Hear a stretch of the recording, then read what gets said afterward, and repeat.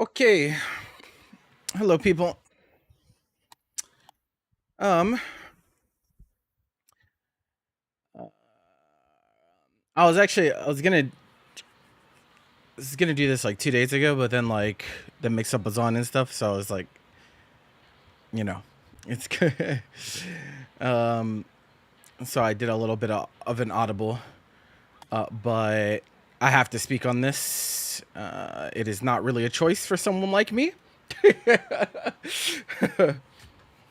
Someone like me has to speak on things like this, so today will be the day.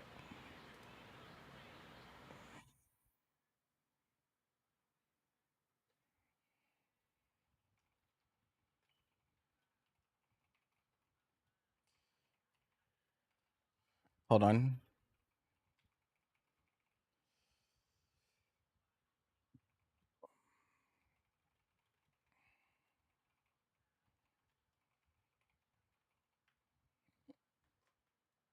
I still get people from 2021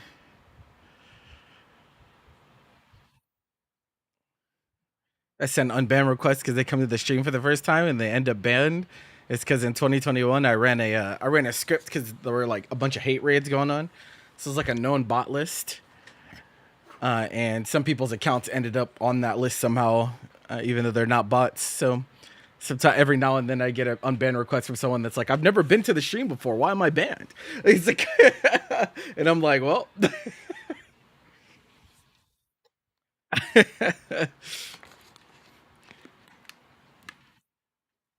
These things happen.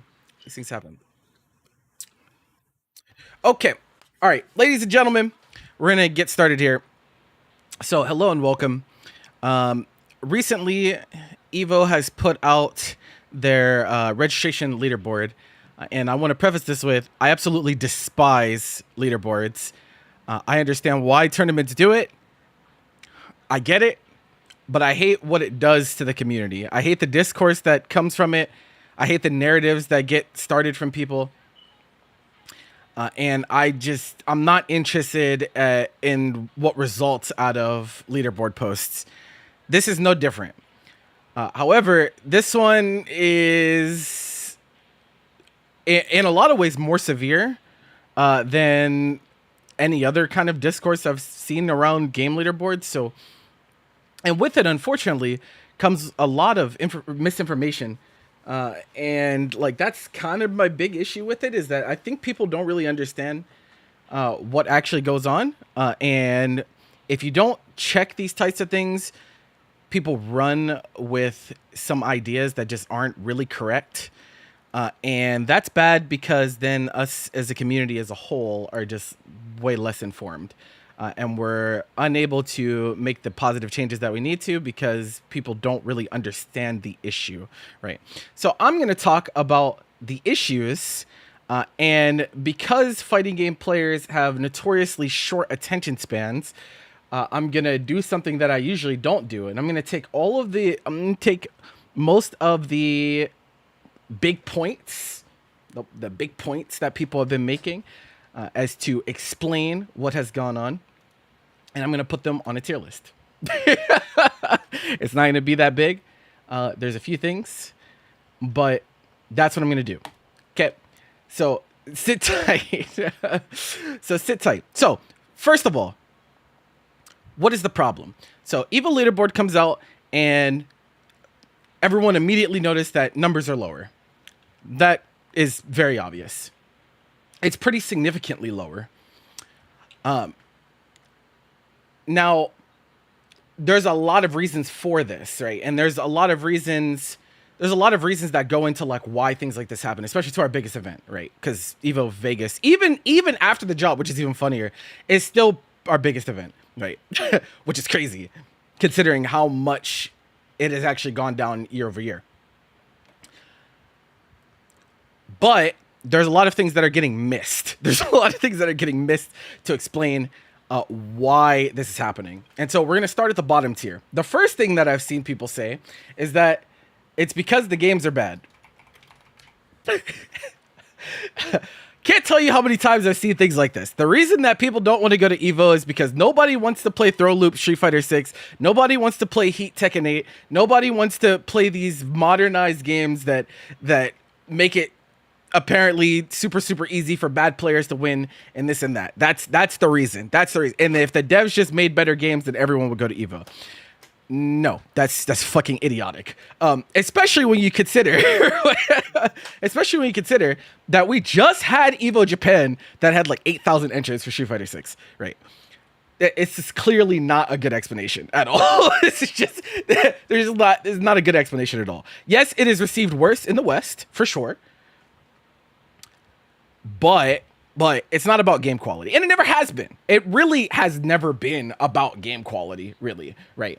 No matter what narratives get painted about certain games, how much people like, how much people dislike, good, new game bad, old game new, or old game good, you know, no matter how much that happens, right? People show up to this event because it's fucking EVO. It doesn't matter, right? It doesn't fucking matter. And to that end, EVO, especially is the way that it exists in modern times, is not necessarily aimed towards the hardcore player in the first place, right? If you're someone that can win EVO, there's a lot of benefits to getting a top 8 at EVO or winning EVO, right?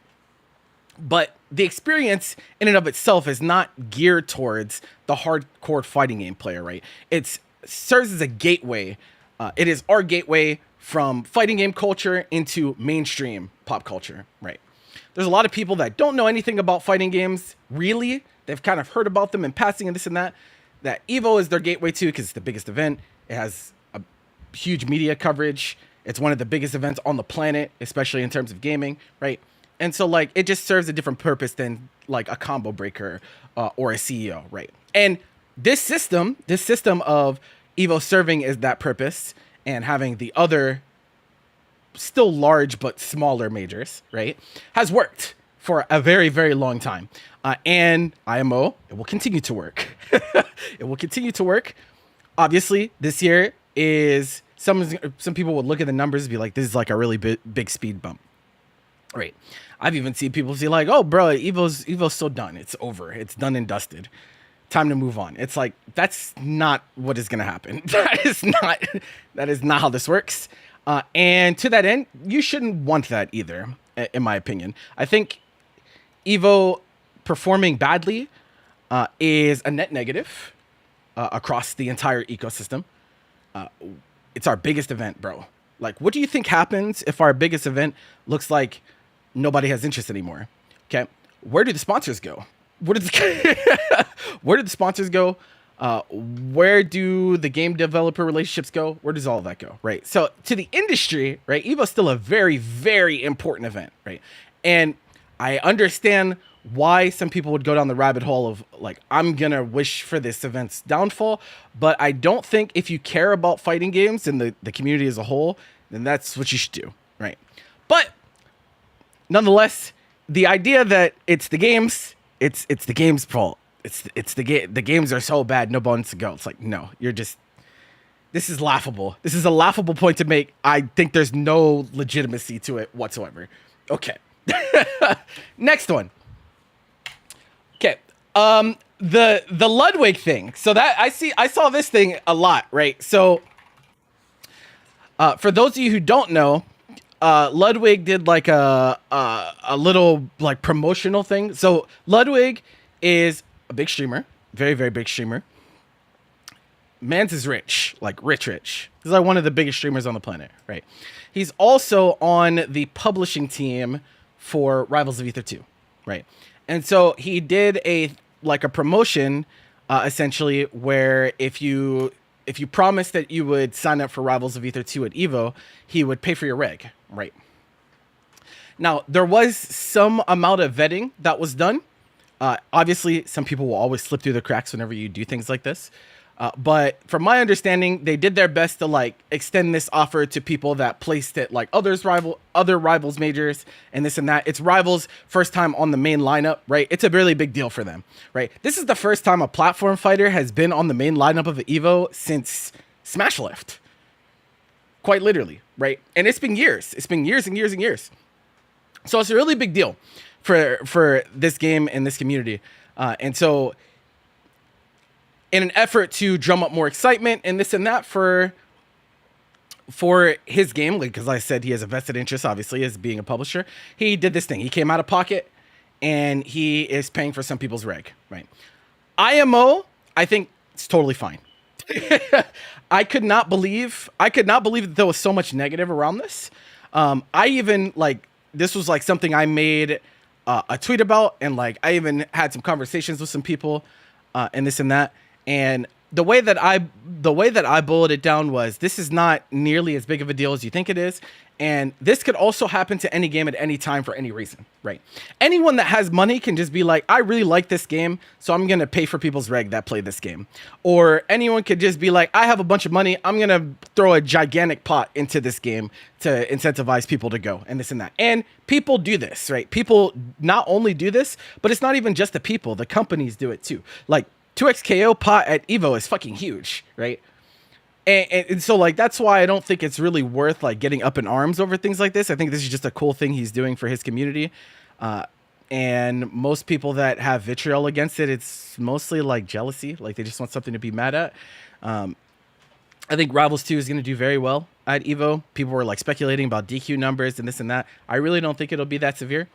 And if it is, who fucking cares, bro? A lot of people DQ at EVO anyway. It's like, I don't know why this like anti-platform game sentiment is still prevailing in 2026. It's like, move on, bro. Like, it's like, it's like, bro, you'll be okay. You'll be okay. But yeah, I saw some people say like, oh, this undermines the legitimacy, and this is gonna send us down a slippery slope of like every year someone is gonna pay big money to like boost their game and get it in the arena and this and that. Like, for those of you who don't know, the top 6 games here, the reason that they're colored different is because these are the games that will be played in the arena for their finals, and these are the games that won't. Is it a big deal? No, not to players, not to, honestly, to players. I don't think it matters at all, really. If you've been to EVO, the difference between playing in arena finals and not playing in arena finals is like, it's there, but it's not the end of the world, right? You still get, even if you're not in the arena, you still get like staging, you still get medals, you still get broadcast coverage, you still get all the things that every other game gets, right? It's just in a different place. And the different place is like not even that far away from where it actually is, right? It's cool to have the arena. Absolutely. I'm not going to say it's not. It's cool to have the arena. But is it like, oh my God, this game is not in the arena, the game's going to die? No, absolutely not. Especially in current day. Before, you could argue that this was a thing under Mr. Wizard, because the difference between arena games and non-arena games and the way that they were treated was pretty significant. But in current day, I don't think it's a big deal at all. Not to players. It does it's a big deal to companies. Like, companies like the marketing space, right? Like, they want to be in the arena finals for marketing purposes. Like, okay, it can make a difference to them. I know for a fact that some of these companies had to shuffle around their plans because they thought they were going to be in the arena, and they are not, right? I know for a fact that that is the case. So yeah, it might be a big deal for their marketing plans, but in the grand scheme of things, not a big deal. Not to the players, not to the consumer. And like, you guys are all, for all intents and purposes, you're consumers. Like, it's not a big deal to you. So I wish people would stop making such a big deal about it, but it is something that I saw come up quite a few times. So I was like, this is just kind of silly. Okay. And the last bottom tier one. So this one's going to be a little divisive. So, I've seen a lot of the sentiment that because there are so many EVOs, that is the reason that no one wants to go to EVO Vegas, right? Is because their plan is, you guys saw the plan that came out. Their plan is to have EVO in a lot of other places, right? There's supposed to be like EVO Mexico, and obviously there's Singapore coming up, and Morocco, right? There's EVO in a lot of places, right? And I think that this would be a better point. I think this would be a better point if this was actually happening, right? It's not, though. Like, this is not current. This is not current. As it stands right now, there's still only 3 EVOs, right? There's still only France, Japan, and Vegas. There's no extra EVOs yet. So, like, I don't think you can use that as an excuse, because there are no, it hasn't happened yet. We don't know what any of those plans look like. We don't have dates for anything. And so, like, I don't think that's like a good point. I don't think that's a good point yet. Maybe when all these other EVOs are in place and this and that, we could talk about it. But as it stands, it hasn't happened yet. So, like, I don't think that's a good explanation because it hasn't happened yet. It hasn't happened yet at all. So I don't really think that's a good point. To that end, like the whole like there's so many Evos, so it's gonna lose prestige and this and that. I think pretty much that conversation is like really overblown in the first place. I think no matter how many Evos there are, Vegas will always be the biggest, pretty much, unless something crazy happens. This year, I would qualify as something crazy happening, but I'll explain that later.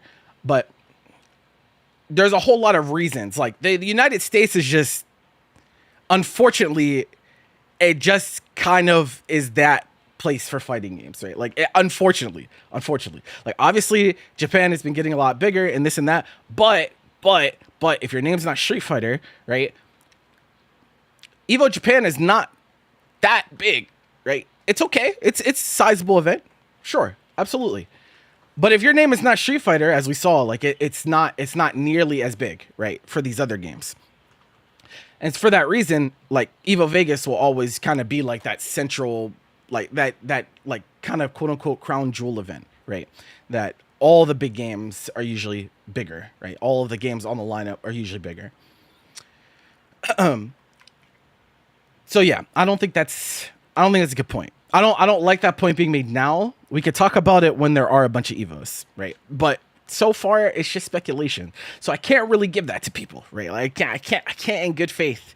I can't really give that to people. And before I move to the mid tier, right?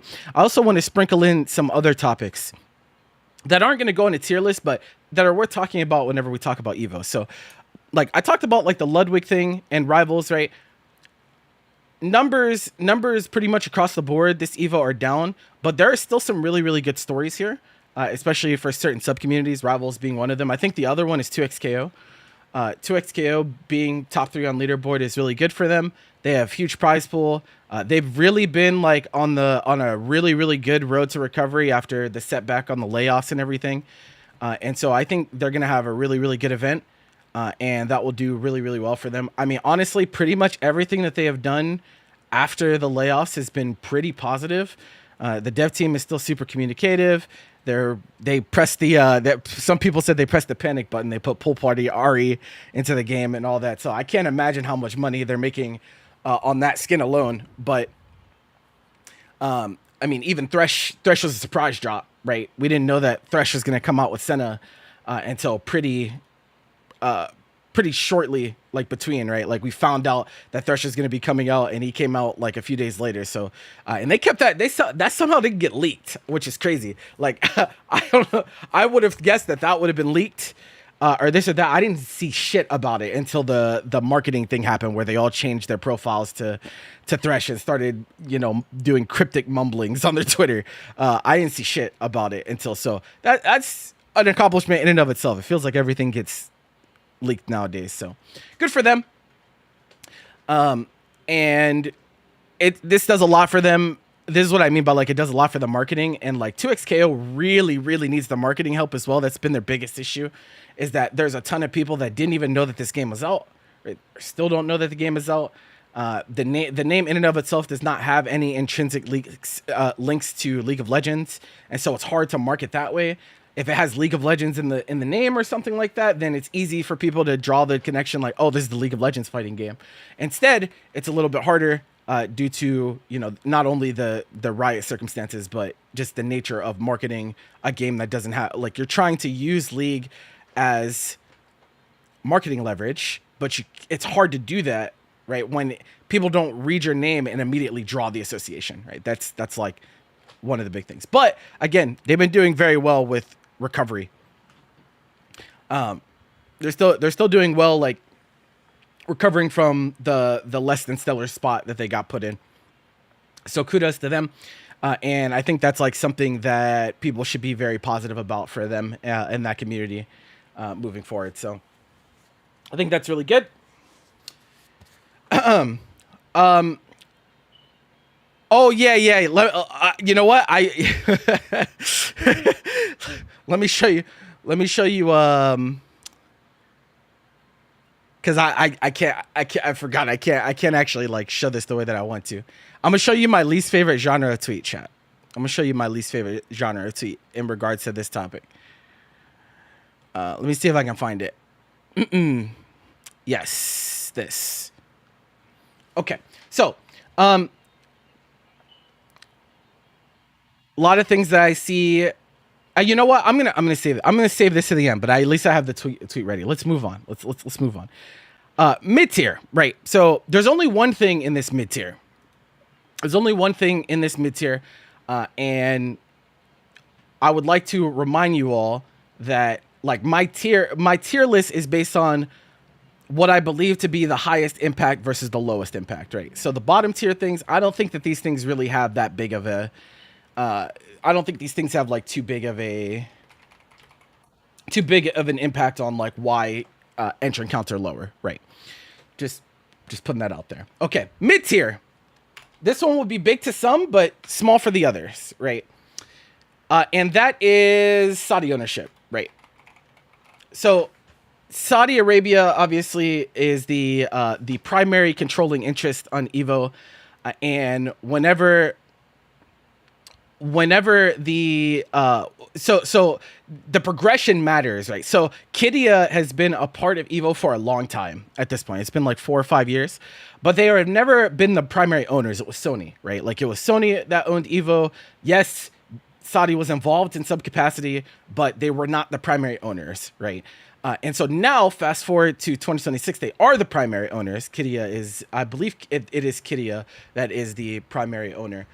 And that raises ethical concerns for a good amount of players. I wouldn't say that it's like overwhelming, but it does matter, right? It does matter, especially in certain sub-communities. So Guilty Gear Strive, right, I think not being owned by Saudi, it probably is a top 3 game, probably, this year. I do think it makes that type of difference, that there are definitely people that are on the edge, especially in that community, that we're trying to, like, if you're trying to weigh all of the justifications and this and that, weigh your options, you know, this is just a big no-no for them. It's Pride Month. Obviously, fighting games have a huge LGBTQ community in them. It is not productive to ignore the elephant in the room. This Saudi thing is gross to a lot of people, right? I don't think it's everyone, but it absolutely matters. It absolutely matters. This is the first year that they're running EVO under the new ownership, and it is it is divisive, right? And unfortunately, conversations around this entire thing kind of get really ugly, and they always have gotten really ugly, unfortunately.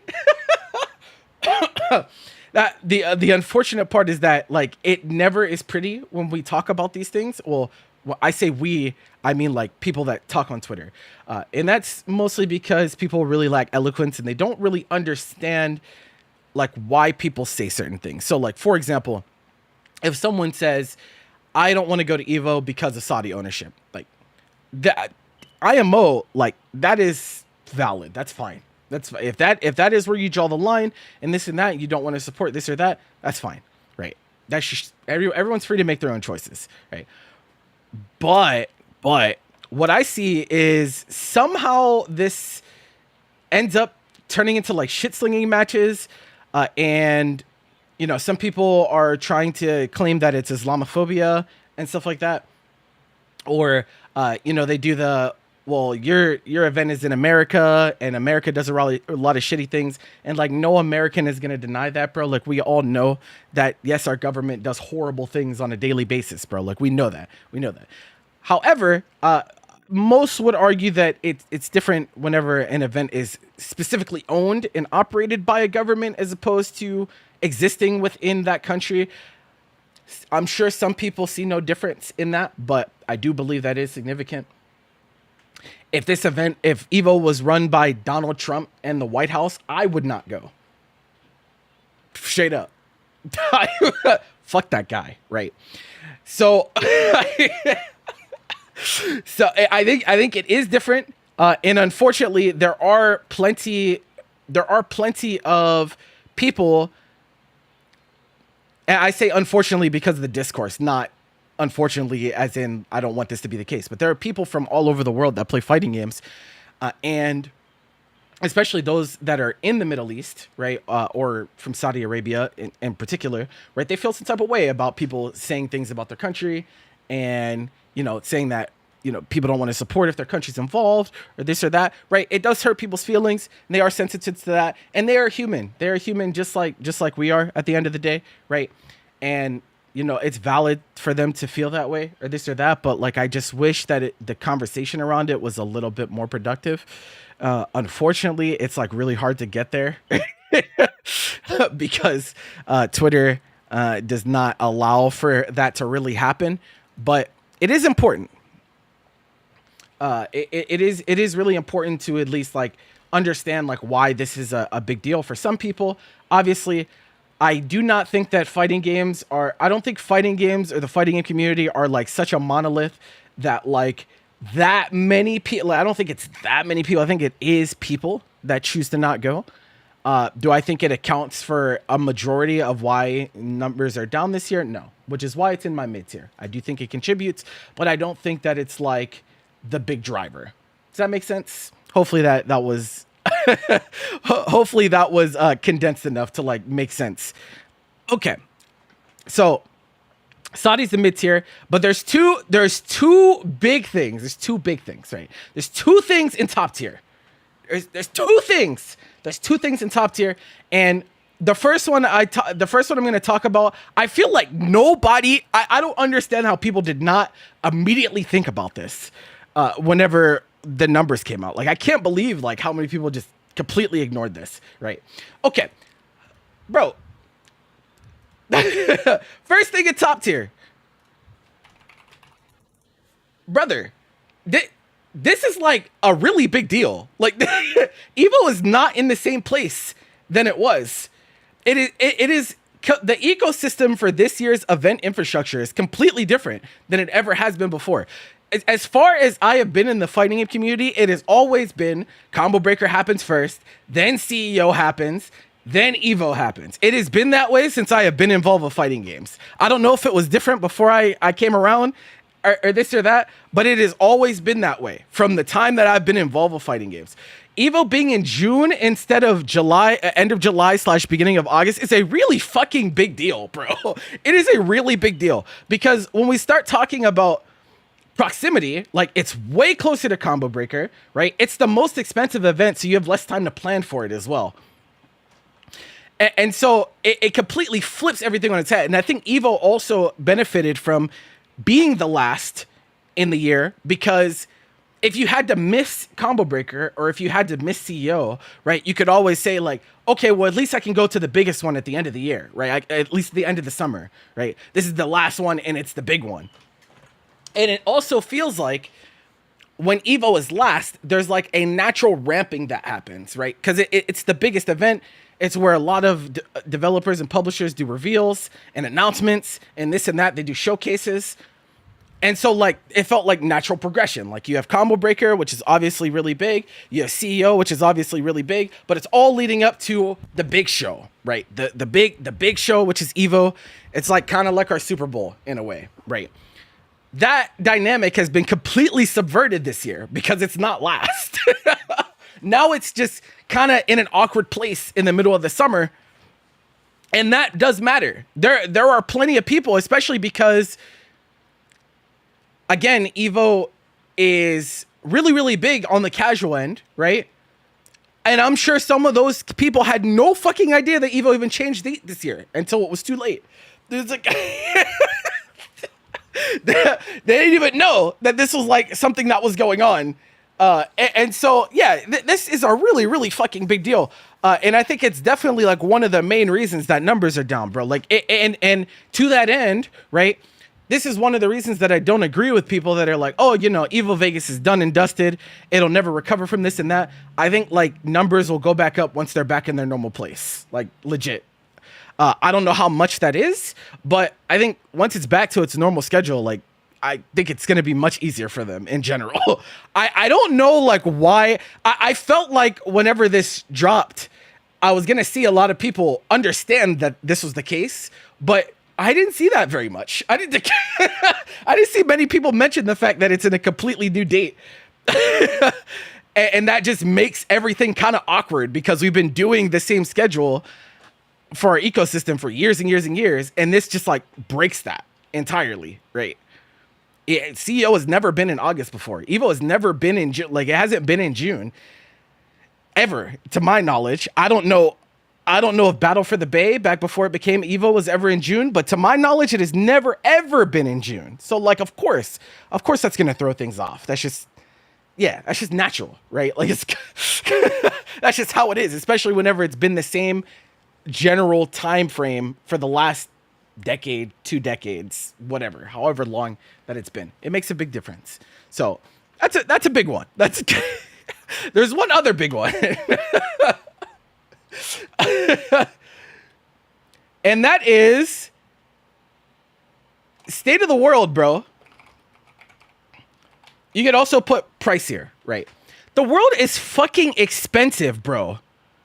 The world is unbelievably expensive right now. And on top of that, if you haven't been really paying attention to how things have progressed, like Vegas in particular is going through some really, really nasty stuff, right? Where the entire idea of Vegas at first, or even just like a decade or two ago, was actually like pretty affordable. It was pretty affordable for people to go, and it was kind of like selling a quote unquote luxury experience to people, but it actually didn't cost that much. That's why Vegas was like such an attraction for so long, right? It's not really like that anymore, right? Vegas is really, really expensive, and unfortunately, part of that is because the people that have the decision making power are trying to make it a place for the ultra rich instead of the common person. They're saying like, well, a lot of these hotel casinos had to shut down because they have to keep hiking their prices, and we have to nickel and dime people, and then people don't want to go anymore. So let's just not even worry about the common people anymore. Let's just make it a place for, the millionaires and the billionaires. This place that they can enjoy, and not the common person. And so Vegas is like way, way, way more expensive than it used to be. And that is a really big deal. That is an unbelievably big deal. On top of America's economy is just like, it's just not good. It's not good. Everywhere, everyone, almost feels like everyone in the entire world is broke right now. And that's not even mentioning like the fact that, going to America right now is also not the safest. And a lot of people do not feel safe going to America for one reason or another. There's a whole fucking war going on, and this and that, right? There's ICE in this country, and that like, can I blame someone? Can I blame someone for being brown and not feeling safe coming to America because they might get snatched up by fucking modern day Gestapo? Like, no, I can't blame them for that. I can't fucking blame them for that. And this is where like there being the other regional Evos would actually play a part, right? Because if you're closer to like Evo Japan, or you're closer to Evo France, like, yeah, like of course you're gonna choose to go to one of those instead of Vegas. You're paying way less and you feel way safer, right? That's where it actually does make a difference. But in general, it's like, bro, nobody can afford to do shit right now, bro. Nobody can afford to do anything. I would not be going if they didn't pay me, straight up. Again, and I've been this way for a long time. I don't go to events that don't pay me. I'm fucking broke, but everyone's broke right now, right? So of course people can't come out of pocket, however much, and it's expensive, bro. Like, now I will say that like I was like scrolling my timeline today before I started this talk, and I saw like pro players talking about, yeah, I don't think I'm gonna make Evo Vegas because the flights are so expensive, right? And like that's valid, but like, why are we waiting until June 15th? Why are we waiting until June 15th to reserve our flights for the event in 2 weeks? Especially if you're from out of region. I don't really understand that. But maybe they forgot. Maybe they got mixed by the dates. Like I'm sure there's at least 1 or 2 pro players out there that got mixed and did not remember that Evo is in June instead of August. It feels very weird. And again, it's just uncomfortable because it's not how we've done things for a long time. So I'm sure there's some amount of that. But in general, it's like, bro, it's really, really, really, really expensive. But with that, right, there's also there's a subdivision of this conversation that I think is like, I wouldn't call it invalid, but I think it's disingenuous, right? And so my least favorite genre of tweet with all of this has been this. And we do this every year, by the way. We do this every fucking year. We do this same genre of tweet. And I think it's the most dog shit genre of tweet that there is when we talk about EVO, right? It's people going to their old registration. They're going to their registration from EVO, whatever before, right? And they're like, look how cheap this was in comparison, right?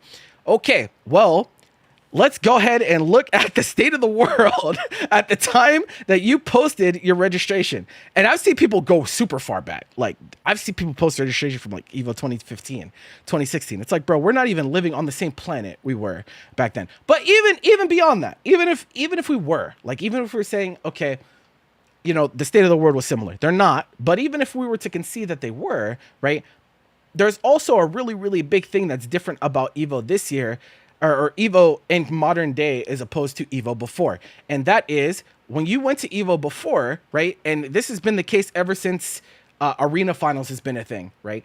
EVO was a 2-day tournament, You got venue for Friday, you got venue for Saturday, and then the venue would close on Sunday. It would just be, if you got tickets to the arena, you got to go to the arena. And if you didn't have tickets for the arena, you did watch parties in your room, or you went to a bar, or you went to this or that, right? There was no venue on Sunday. You could not go to the venue and play games on Sunday. That was not a thing, right? They changed this recently.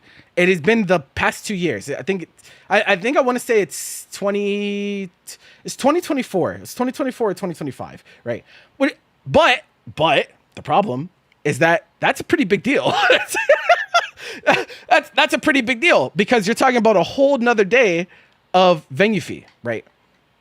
On top of it being in a new venue entirely, right? It used to be in the Mandalay Bay. It's no longer in the Mandalay Bay. We're in the Las Vegas Convention Center. And that has been another source of discourse. I've seen plenty of people say, why don't we go back to the Mandalay Bay? I don't like Las Vegas Convention Center. Well, let me tell you why you can't do that, at least from my understanding. From my understanding, you can't do that because EVO is huge. Because it is huge and has been growing, you're gonna outgrow the event. Like, if you have 1 year with a really, really big release where you have to fit everyone, you can't fit them in there anymore. You just can't. They need the extra space in case there is a year where things blow up and shit tons of people decide to go. If you have an increase like you do at EVO Japan, right, that had 8,000 players for Street Fighter, you need to have ample space to make sure that your tournament can actually run, right? So you can't go back to a smaller venue, because there are still big releases, and there is still a lot of growth to be had for the event in general. Like, Tokon comes out, Tokon's going to be really big, guys. Tokon's going to get great entrant counts, I think. I just can't see any way that it doesn't, right?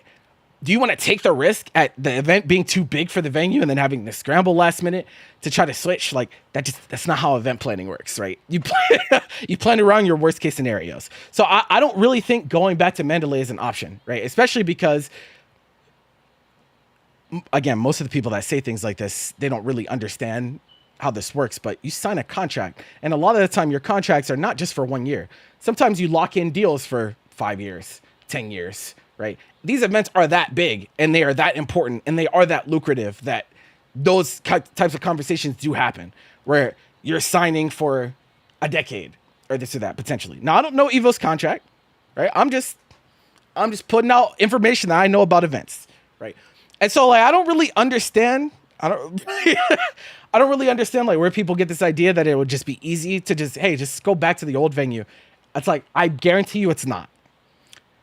I guarantee you that it's not easy. And I know that it's not easy, because even whenever we were in Mandalay Bay, a lot of the time we had to share venue space in the first place, right? If you've ever gone to EVO, a lot of the time we were sharing venue space with, like, the hacking convention. I think it's called Black Hat. Like, that happened like every year. And it's like, okay, this all of this factors into how much venues cost, how much your hotel blocks cost, and this and that. Like, all of this factors in. And so, like, I just don't think it's that simple. And so I hate to see people be reductive. Now, again, the issue that EVO runs into is that it is considered, most people, I think, don't really consider it like a grassroots event, right? And this was even before Saudi ownership, right? Even though in my opinion there's not really a good argument for it. There's not really a good argument for it. So like, especially when Sony was in charge, there was a lot of mumblings about like, this is no longer grassroots, this is corporate, this is esports, this or that, right? But that's just not the case. Like, the people that run the event, the people that run Evo are still like, they're still me. Like, it's still me, right? It's still your local TOs. It's still run heavily on volunteers and this and that. Yes, the scale is much bigger. Yes, there are corporate sponsors, but like, to me, in my mind, it has always been our largest grassroots effort. It doesn't feel that way because it is that much bigger to people, but I don't think it disqualifies it from being so. It's just hard to like really understand the scope of things. And things do operate differently as well. Like, people want to talk about the ads and this and that.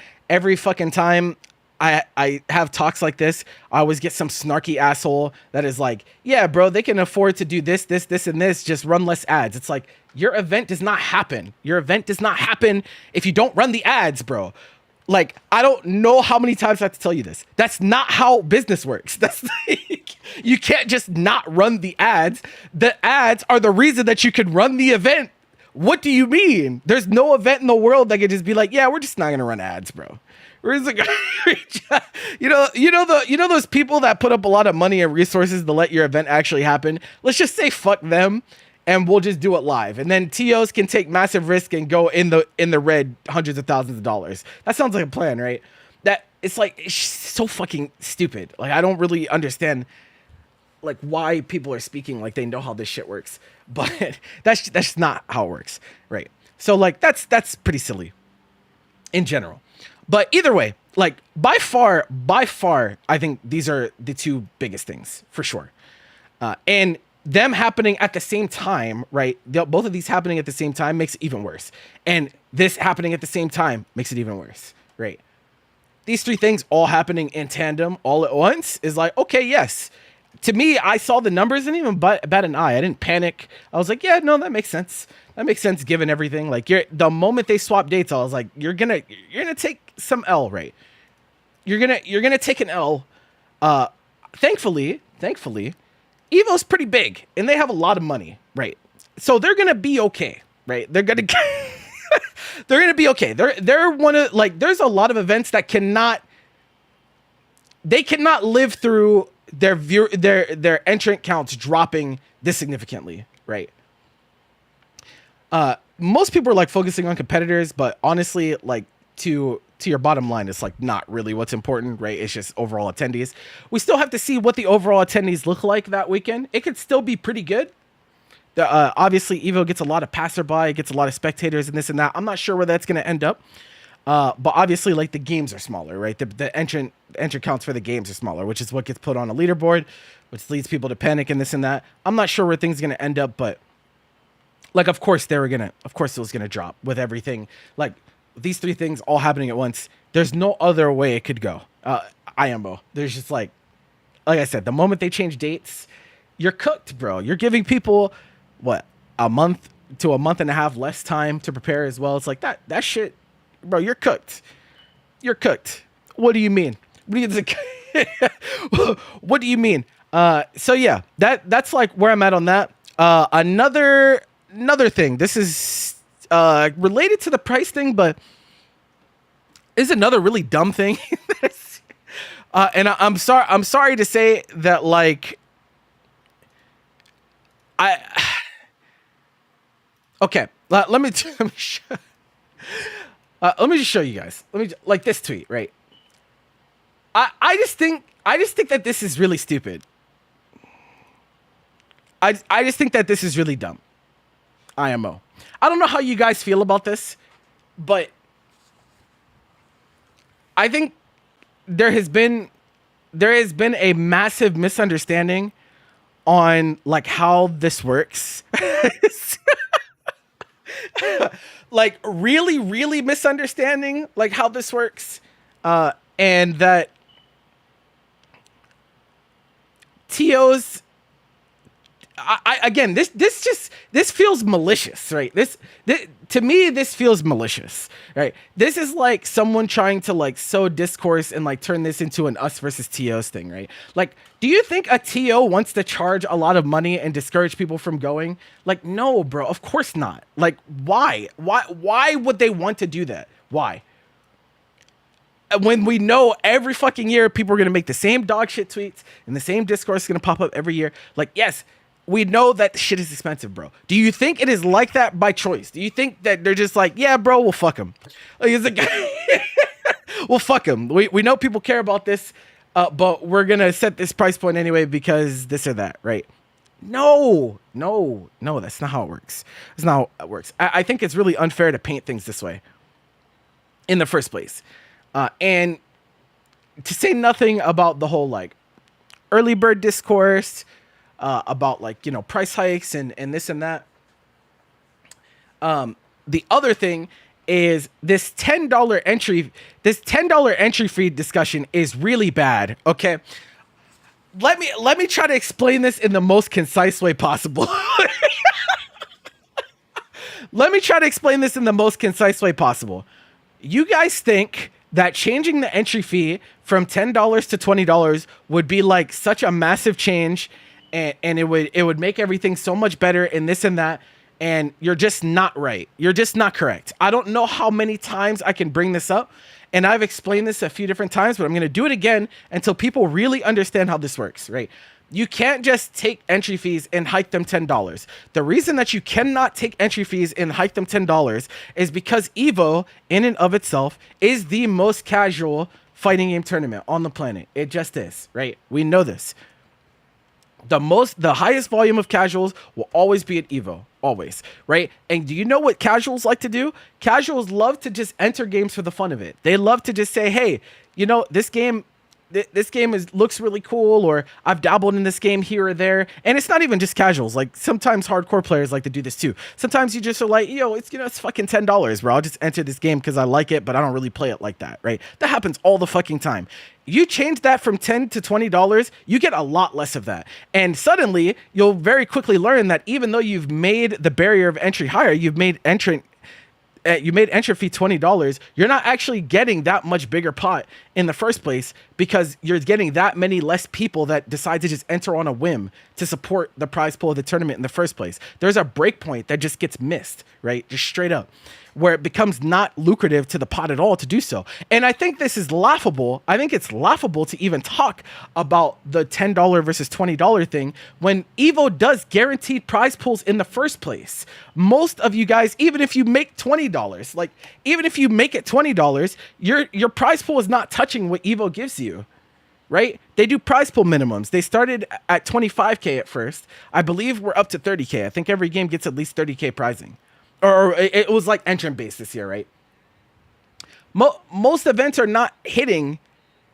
You're not like, even if you make it $20, you're not touching what they're giving to you. You know, let me go ahead and pull it up. Is there a post that has this? There has to be, right? Surely. There has to be a post that has all of the that has all the pricing, right? Surely. Oh yeah. So this, right? Right? Okay. So the 12th, it's on the Start GG. Oh, okay. Well, this will work. This will work, right? So 20K prize pool for the last game, the game in last, right? That's getting paid as if there are 2,000 entrants, right? Because $10 entry fee. Okay, let's make it $20. Let's make it $20. What happens? The lowest game is Virtual Fighter. That means $20 times 112. You do the math. What's your prize pool? Your prize pool is somewhere around the $2,000 mark. If you do $20 entry fee, they're giving you $20,000, bro. They're giving you $20,000. Why is this a conversation? Why is this a conversation in 2026? This should not be a conversation. They're giving you more value than what your entrants pay for. Even if you are $20, you're not touching this. You're not.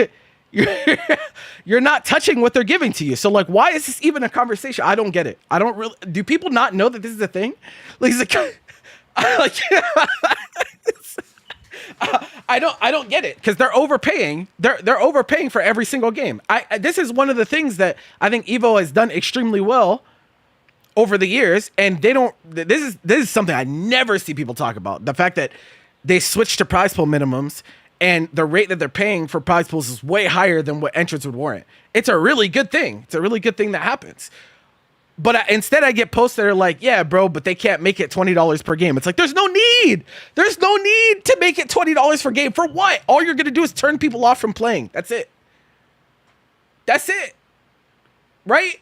So what the fuck is that? What is at what point? Well, how is this productive? I don't understand.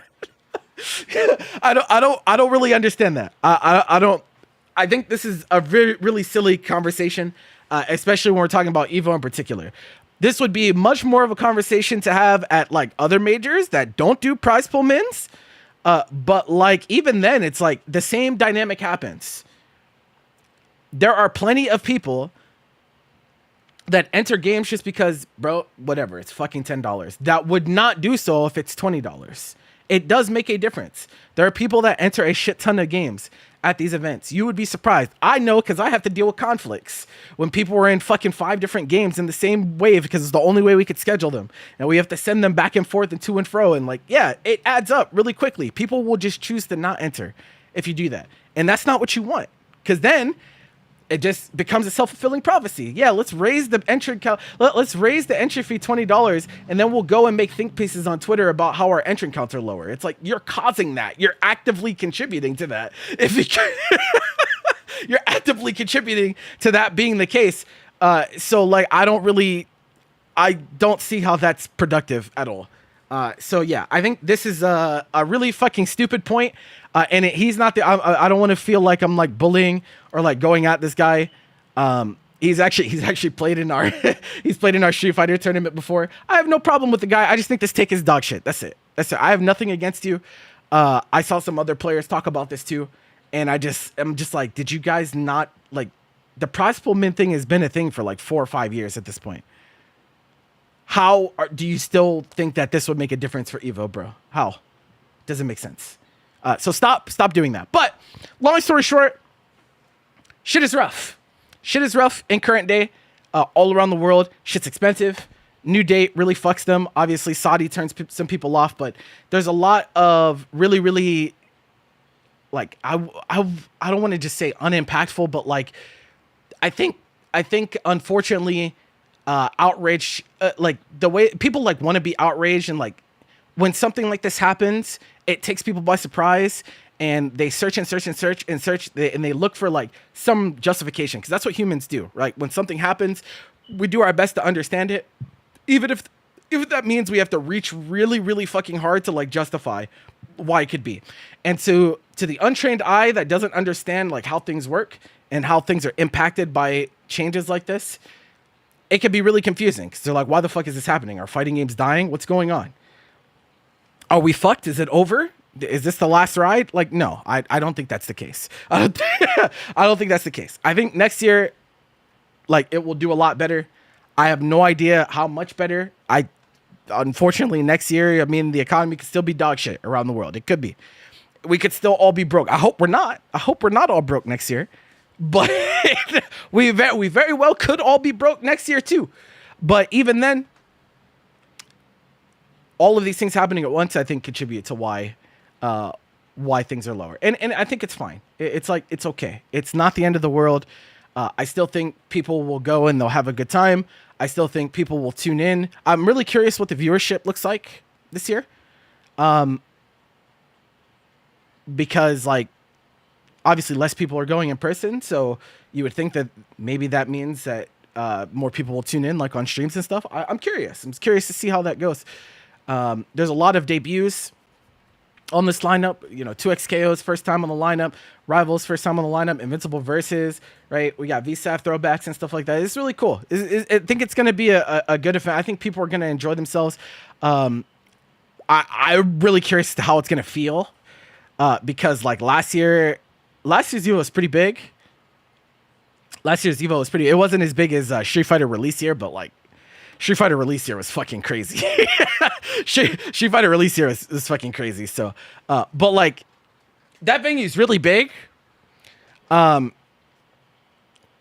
It's like one of the best things about it is that like even when there were 20,000 people in the venue that week, it didn't feel crowded, which is hard to do. It turns out it's hard to do. In Mandalay, if it felt like when it was getting bigger, it definitely you could tell, right? Las Vegas Convention Center doesn't really feel that way to me. I feel like I never have the issue where like I can't walk a straight line without like bumping into people or this like you have space. So I at least like it on that end. But I mean obviously it's going to be emptier this year. So I'm curious as to how the space is going to feel filled. But again, there's going to be a lot of like spectators and people that register at the door and stuff, which has always been a big part of Evo. So at the end of the day, when all of that is said and done, it could end up being not as big of a blow. But those are the reasons that I believe that this has happened. And no, it's not the apocalypse. I don't know how you guys feel, but that's where I'm at. That's where I'm at. Anyone got bits in the chamber? What, for Ivan? Bro, don't... This fucking guy. He's like... yes, Gray. We're doing Invincible tonight. Sorry, I had to finish up the talk before I did that. But... I just think people register at the door at Evo is that like 1,200. No, like what do you mean? Like people would buy like day one spectator passes. That bro, Evo's like a really big deal. Like it is. Evo is like a really big deal. Like I don't think people really like. Maybe it's privilege because it's always been there and it's always been like an anchor for us, right? But Evo is like it is. There's not really anything like it, right? As far as gaming events go, like there are people from outside of fighting games or outside of like gaming in general that pay attention to Evo because it is just that big of an event, right? Like it just is. Like they were talking about an event that got handed the key to the city in Vegas and whatnot. Like it is a really big deal, right? So for that reason, there's a lot of passerby. There's a lot of passerby entrants, right? There's a lot of people that weren't planning on going to Evo, or maybe not and didn't even know what it was, but they see a giant fucking gaming event happening in the city that they're currently at, and they're like, you know what? I want to go inside and see what's up. You know what I'm saying? Like it that happens, and it's significant. It's very significant. It's because Vegas is huge for tourists in general, right? Think about it. If you're a fighting game, if you're into video games, and you hear one of the biggest video game events on the planet is happening in the same place that you are, of course you're going to be interested in it, right? Like of course you're going to be interested in and potentially go check it out to see. And that's what I mean by it's like it has breached it has breached the confines of this is like a fighting game event. This is like just a really fucking huge event that is centered around fighting games. Yes, but it's broken the barrier to the point where it's become it's like it has normie appeal, like in the best way possible. Is the Evo discussions like some of the Persona discussions where peeps get mad they don't play view enough of the material to know what they're saying is easily proven wrong? I get what would be the equivalent, because the Persona thing is like, yeah, I don't really know how you would draw a parallel there. Are you trying to say like people speak on Evo without going? Is that what you mean? I mean that definitely happens, but I think it's beyond that. I think like most people that go to fighting game events don't know how they work in general. Like that's probably easier to say. that's probably the easiest thing to point to. I don't think they know how events work, right? And like I think that's evidenced by especially the cyclical discourse that we have about the same three topics every few months, right? It's because people don't know how it works.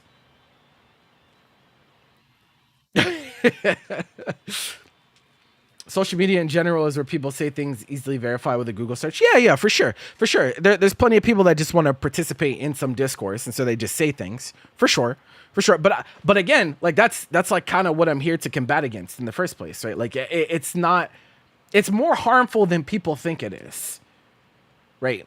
It might not seem like it's a big deal, but it really is. And again, if the general sentiment is like, fuck this event, we want it to fail. Like, I've seen that a lot too, right? And this is not on the video anymore, but I don't think I think people wish for things and they don't understand the implications, right?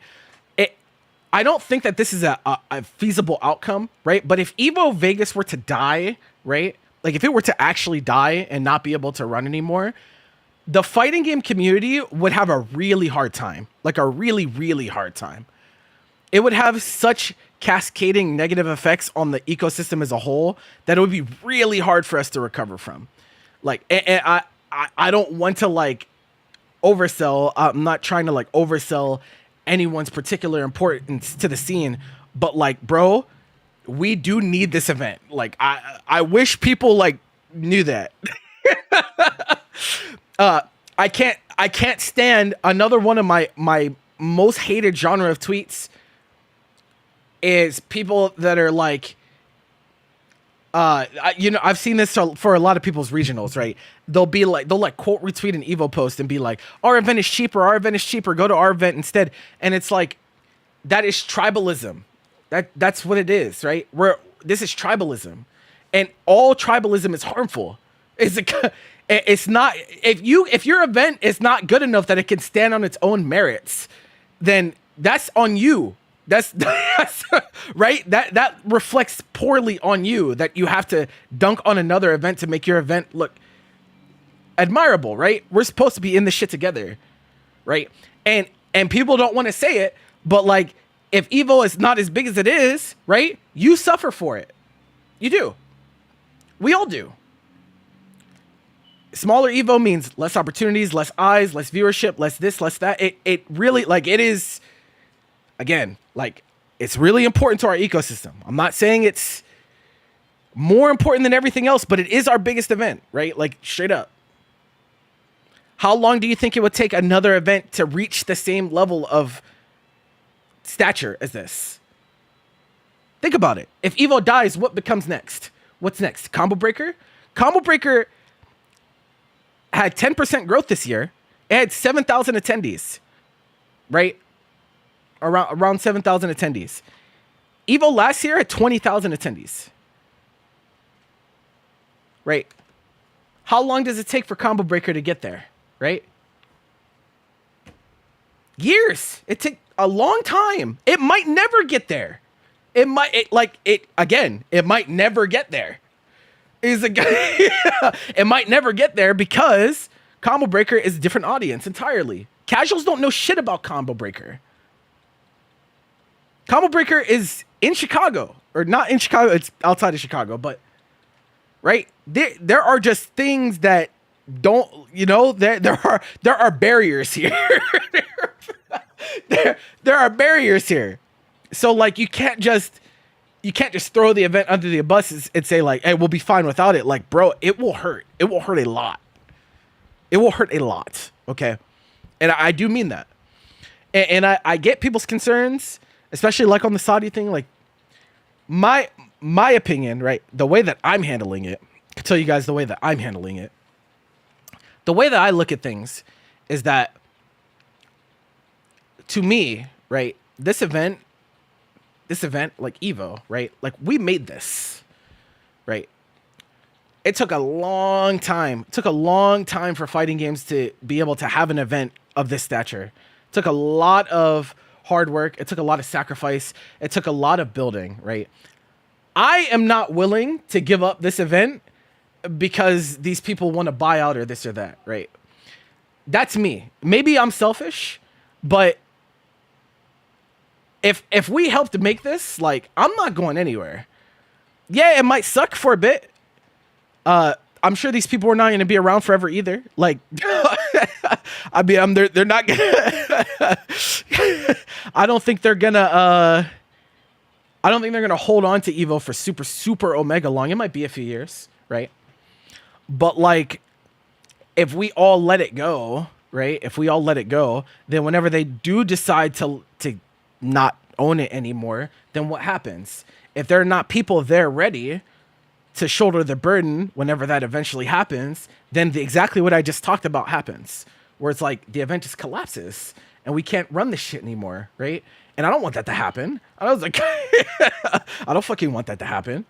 Like, at least me still being a part of the event, I can still steer the ship to some extent, right? I still can have a tangible impact on the event and make sure that it is run the way that it needs to be run, regardless of who owns it, right? The same deal like when Sony was in charge, right? There were a lot of people that were afraid that things were going to change severely when Sony was the one that entered the fray, and they're the ones that, and it turned out that those worries were like overblown, right? Because at the end of the day, it's still us, right? It's still us that are running. It's our event at the end of the day.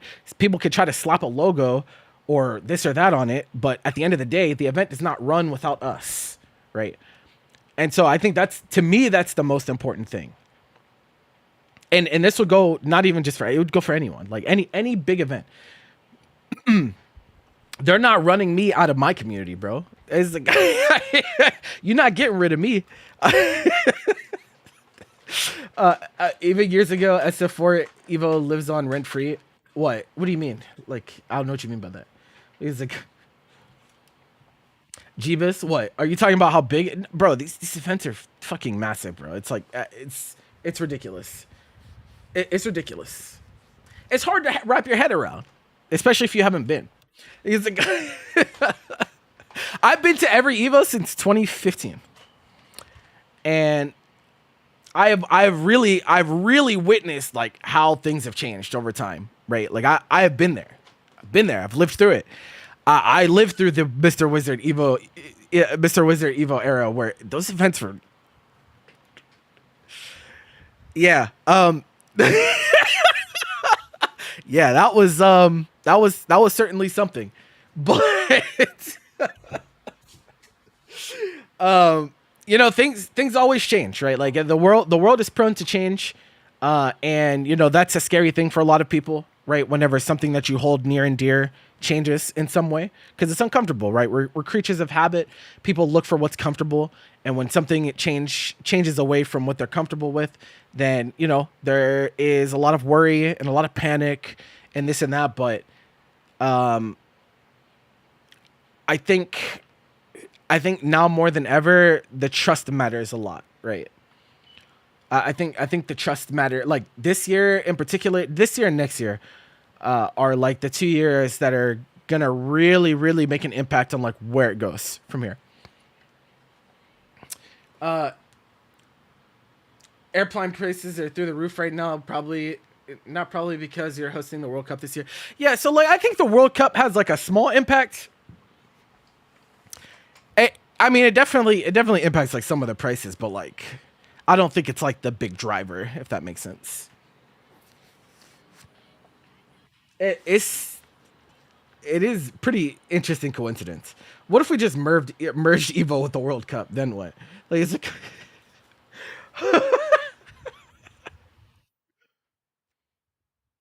then what? Then problem solved, right? But either way, it's just like we can't freak out about every single little thing, you know.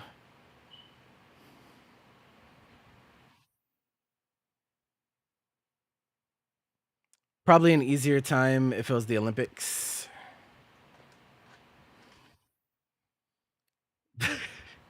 Jesus. Yeah, for sure. It definitely contributes. But I wonder how impactful it would have been. Um, well, I mean, I don't know how that impacts like over time. Like if you bought your flight like super ahead of time, was it that much more expensive too? I have no idea. I don't pay for my flight. I don't buy flights to Vegas, so I'm not actually sure.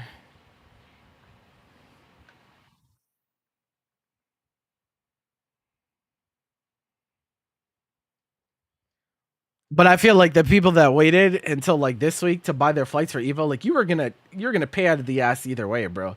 Like you're trying to buy a flight in 2 weeks international. Like when would that ever not be expensive? IMO, like that's. Am I crazy for thinking that? Like, like some of y'all got it like that, but sheesh, man.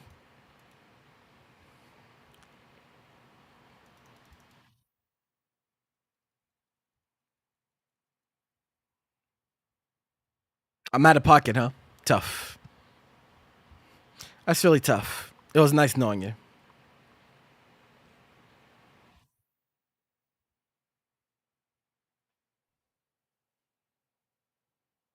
Football gets like 70K people, but thank God it's only for a few hours. Uh, you mean like games?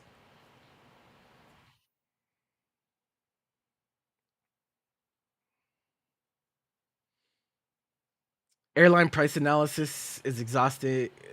Coming from someone who watched Orlando flights for 8 months.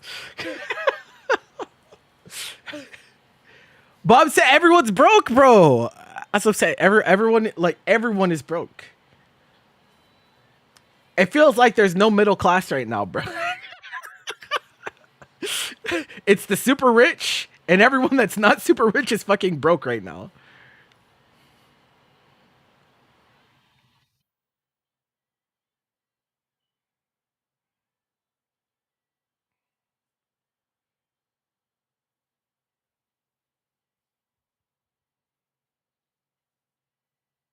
Yeah, Vegas lost $500,000 on the fucking sphere, bro. Or $500 million, sorry. $500 million on the sphere.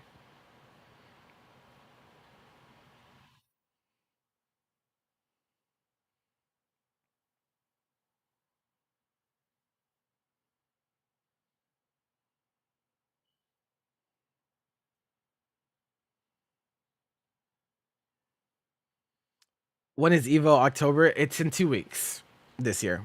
And then it will uh I assume I I think they already said that this was a one-time thing because of venue related stuff, but we should be back to our regular schedule next year and moving forward. Very weird though. It literally feels different. Like as someone who staffs all of the big summer events, it like mentally it's so weird. It's so weird. It's so weird like being done with Combo Breaker and like, oh, I got to get ready for Evo. Like usually you get a month, you're like, all right, cool, it's time to go to Florida for CEO. You know what I'm saying? Like, and then after CEO is done, you prepare for the big one. It's like it's so weird it being. It's so weird it being second. It's odd.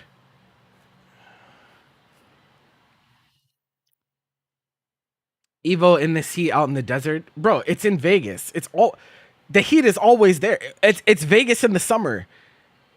What do you mean? That shit has always been the case. It's never not been the case. You just stay inside, bro.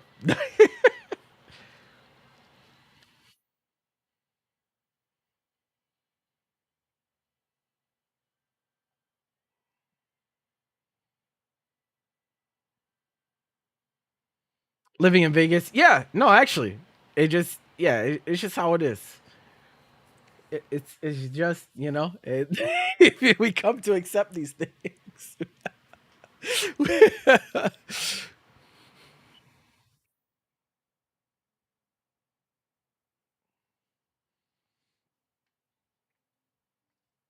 The one of the craziest years was there was like a I can't remember what year this was. There was like a locust infestation uh one year at Evo. I remember people freaking out about that year. I can't remember what year it was, but I was like, huh? Like, what the fuck is going on? I was like, what the fuck? I'm like, all right, man.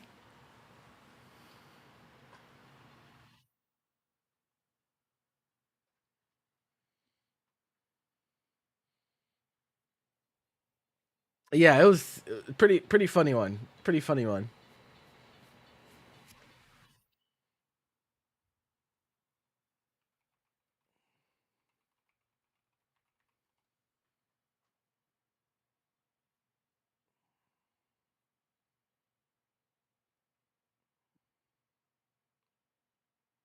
Oh no, no, okay, okay. It's not locusts. No, it was grasshoppers. Grasshoppers. 2019, grasshopper swarm that invaded Las Vegas. It was so bad it appeared on the weather radar. It was grasshoppers, not locusts. Sorry. But isn't that crazy, bro? Isn't that fucking insane? Like, what do you mean, grasshopper? If like what? What do you mean it showed up on the weather radar? Hey, did you know that?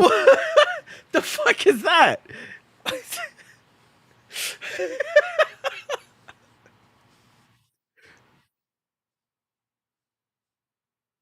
That shit did not sound real. I just remember just being like, wait, what? I heard about it on the plane there, bro.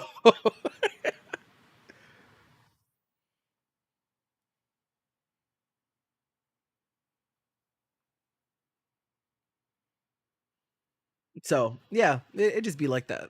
It just be like that. Um, I'm still personally. I mean, like I don't know. I have pretty positive mindset on all of this stuff. So I still think like people are gonna have a good time and shit and all that. And I'm just trying to keep as positive a mindset I can. You know, someone's gotta. At least you didn't fly through it. True. True.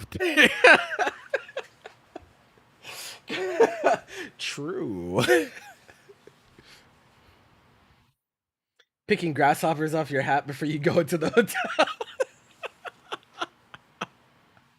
Oh nah.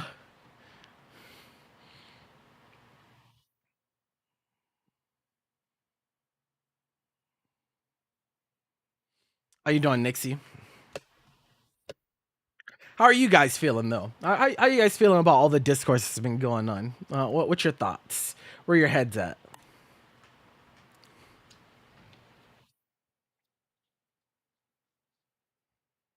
Grasshoppers. Yeah, it's a lot of. Yeah, there was a swarm of grasshoppers in 2019 at EVO. Well, it was in Vegas, but obviously EVO's in Vegas, so yeah, it was pretty crazy. Is it? It was pretty crazy.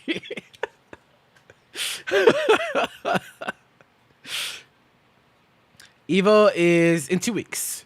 So it starts well, it's not even 2 weeks. It's next week. It's 26th. Forgot we started a new week. We started a new week today. Or yesterday. But, yeah.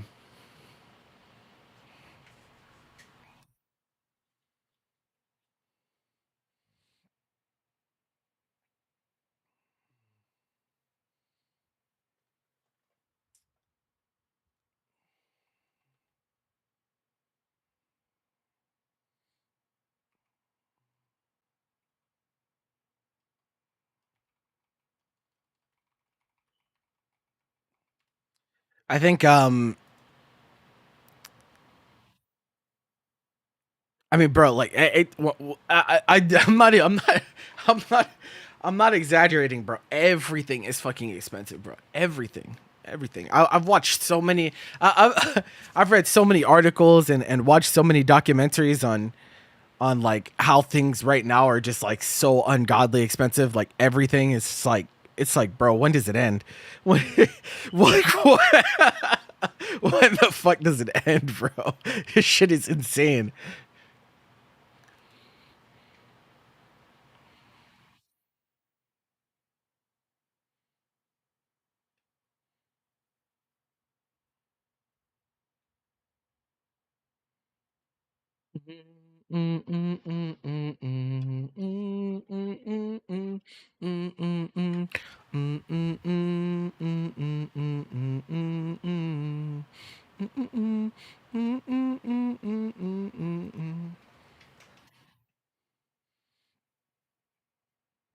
Like it's way more noticeable on certain things. Like fast food, it's really noticeable on. I'm sure you guys have probably noticed that.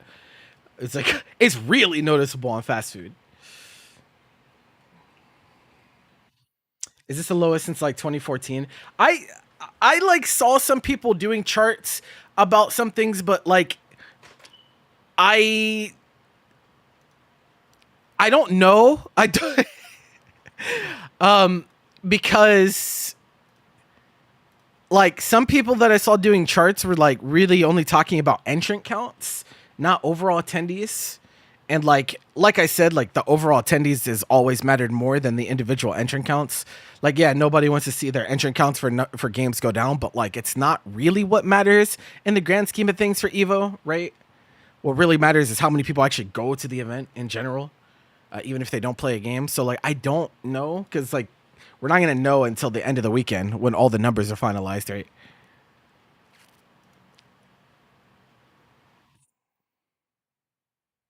So it's like, uh, yeah, it's it feels really bad. It feels really bad because like I don't want to be a buzzkill either. Like, pe-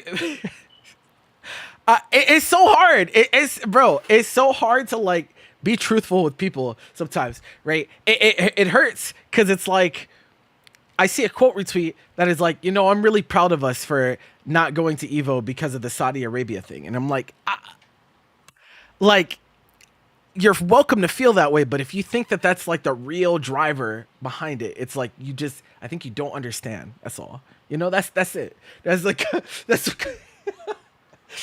and it's like I don't want to be like, well, actually, I don't want to do that to people because then it feels like I'm like supporting or this or that. I'm like, I don't know, bro. It's just awkward. It's just fucking awkward. How do I have these conversations with people without being mistaken? Well, that's the I don't want to do that, bro. A case of water was $6 at the gas station. I don't think I've ever bought a case of water from a gas station.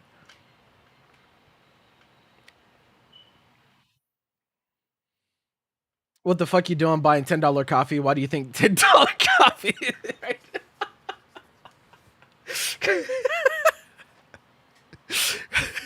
It'd be like that.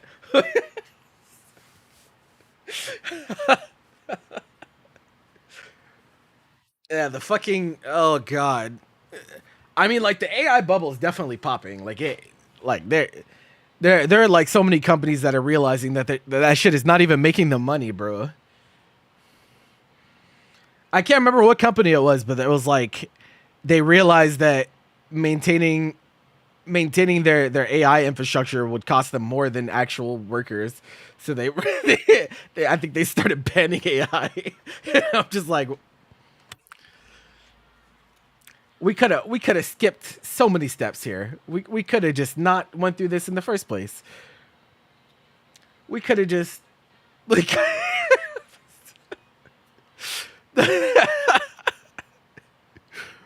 we didn't have to do this, bro.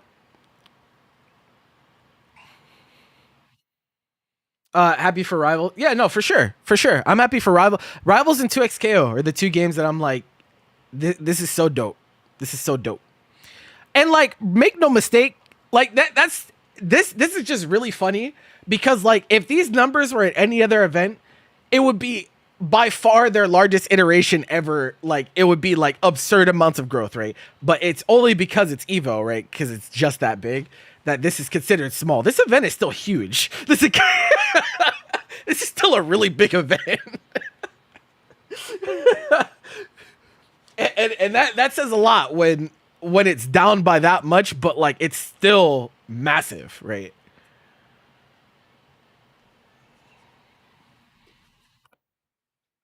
This still doesn't really exist anywhere else.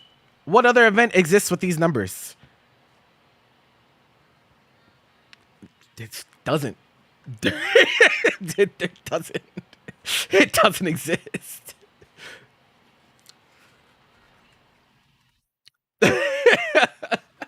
So and also some of that I maybe I should have put this in the video, but like this goes without saying. But like every game experiences a decline after their first year, right? That's like an unspoken rule, right? Like your first year is always going to be your biggest, pretty much. Like your first year is you're always going to have the most entrants, and then the year after, whenever the new game hype dies down, you get that's natural. Obviously, like some of these are a little bit more severe, but like yeah, I mean Fatal Fury was always going to be smaller than last year for sure. It's like, but like it's still fine. It's still fine. I still feel like their tournament quality and stuff has been really high. Like they've been having really, really good tournaments. And SNK also pulled their heads out of their asses and put more slots on the world tour for like KOF and stuff. So, I mean, they're doing okay. I think generally, is like and bro, we have like Tokon's first Evo is gonna be next year, right? I don't know when VF6 comes out. I don't think it has a date, does it? Is it? It's definitely next year, right? Bro, I don't even want to know what these token numbers are gonna look like. I don't even know. Bro. It's like, like I don't know what the lineup's gonna look like next year, because like Token, Avatar, VF, and new Melty's next year. There's still a lot. There's still like a good amount of like big fighting games coming out, right? Which is crazy because like it's insane. Like we all have so much new shit already. We have so much new shit already. We still have more on the way, bro.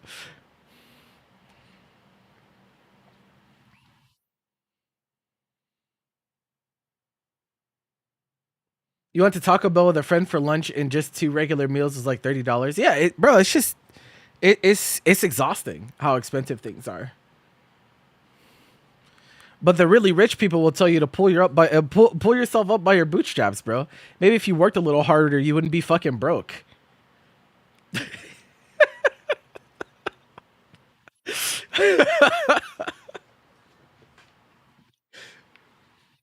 I feel like they have to do what have the throwback games been so far? So it has been they've done Third Strike. They did CVS2. Wait, CVS2 was on the main lineup. Was it? Wait, was it? Yeah, they did Marvel 2, they did Third Strike. Did they do CVS2? If they didn't do CVS2, then like that's probably going to be on the lineup in the next year or two. I would assume.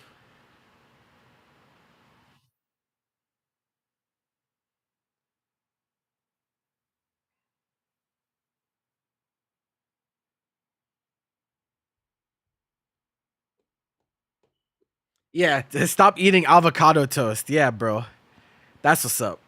That's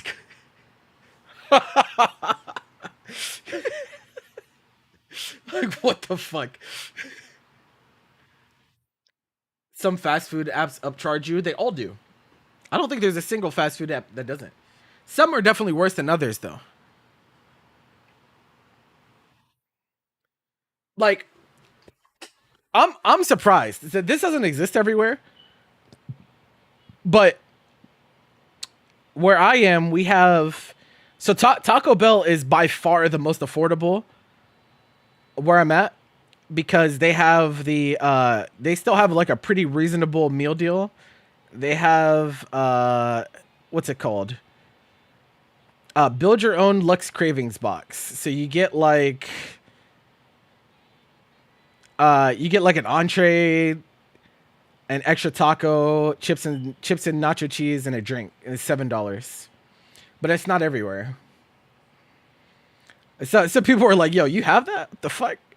Apparently we do. I don't know why we have it and not everyone does, but I was like, that's actually like pretty reasonable. That's yeah, that's not bad.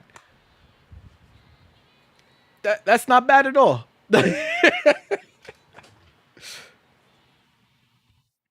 The funny thing is like the whole box is $7, right? But if I went to like, because you can get a Crunchwrap Supreme as part of this, right? If you want to go and get a regular Crunchwrap Supreme, let me see how much that is. I can't imagine. Okay, the Crunchwrap Supreme is $6.99 alone, but I can get the Crunchwrap Supreme in the $7 meal box. Make it make sense.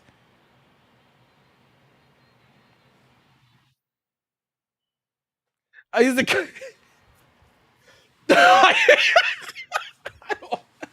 I don't understand. I don't understand.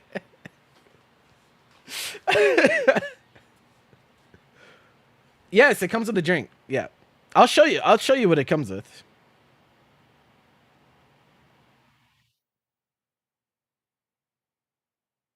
Mm-mm. You get this. You get a main, you get a classic. So like like the classic is like you can get like a taco or a burrito. The side can be like chips and nacho cheese or like other stuff, and then you get a drink too. So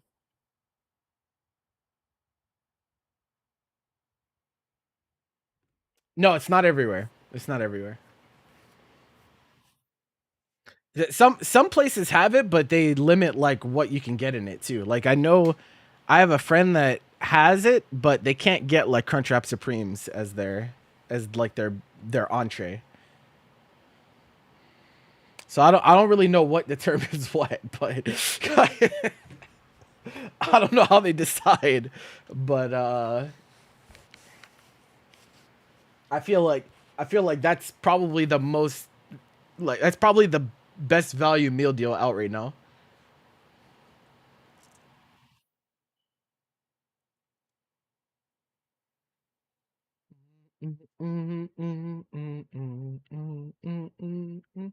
Bring back the 4 for 4.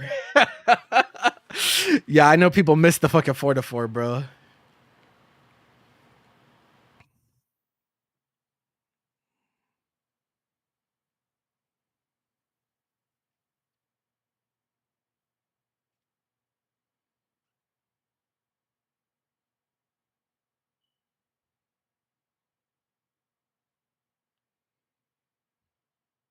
You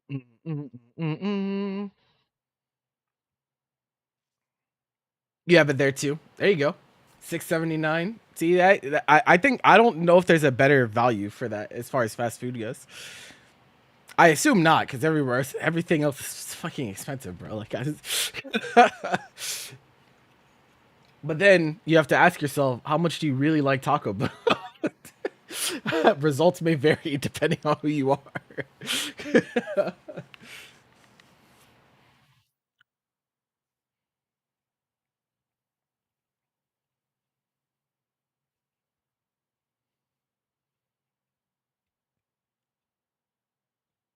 Little Caesars. I haven't had Little Caesars in forever, but I I mean Little Caesars just the pizza alone though, right? It's not anything extra. Unless they also have one, but I've never really heard of that to be honest. I haven't been to Little Caesars in years and years and years. You'd go to Sam's Club to get dinner there, but that's like garbage food. What do you mean like you mean like prepared food at Sam's Club or like just buying groceries? I don't know what you're talking about, bro.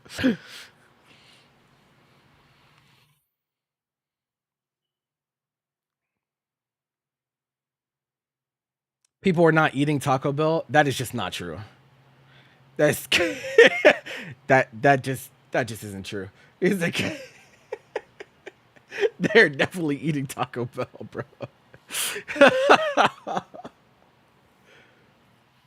They're definitely eating Taco Bell, especially like I said, value wise, it's like actually, it's it's like the most reasonable of any fast food place right now. I feel like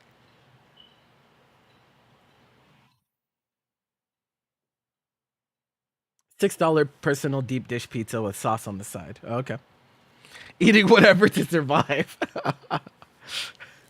Hey, yeah, yeah, it's it's definitely that's what I'm saying. If it's cheap, then like I can't even blame people, bro. But therein lies the problem, right?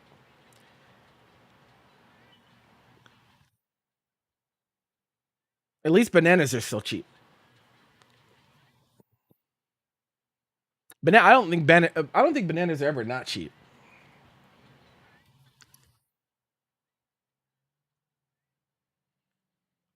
You try to get customers coupons when you ring them up. What you mean, like for what? What do you mean? Like employee discount or something?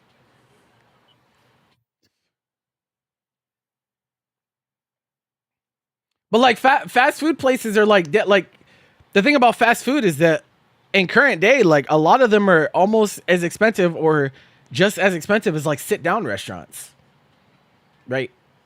Especially if we factor in like local spots. So it's like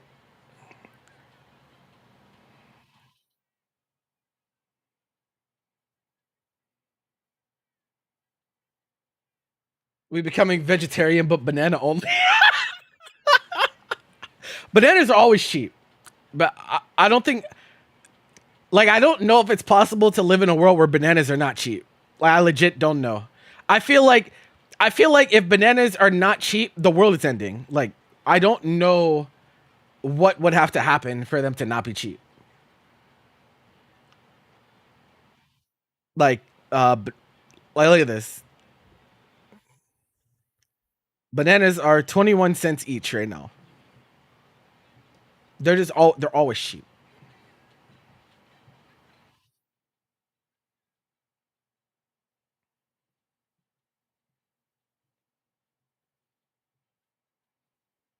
The classic place where they get 20 coupons that you got to do calculus on. Oh, true. But I mean, food quality wise, like local spots are gonna often be much better than fast food chains. But that's not really always the issue for people, right? Not everyone has like good places around them.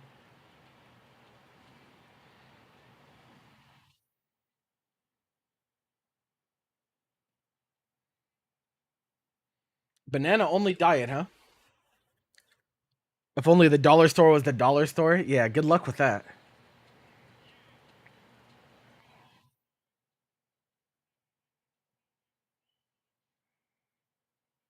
Good luck. Good luck with that shit. I wonder what Five Below is like in current day.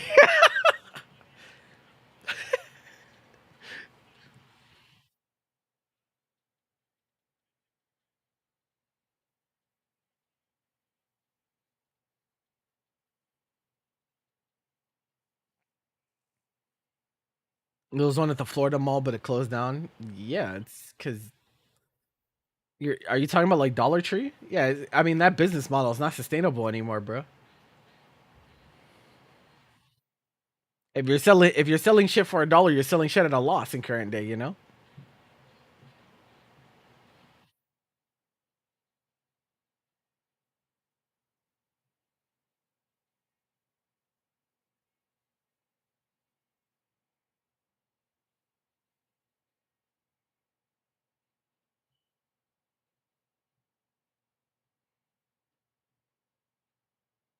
The Frenchies are tilly try. True.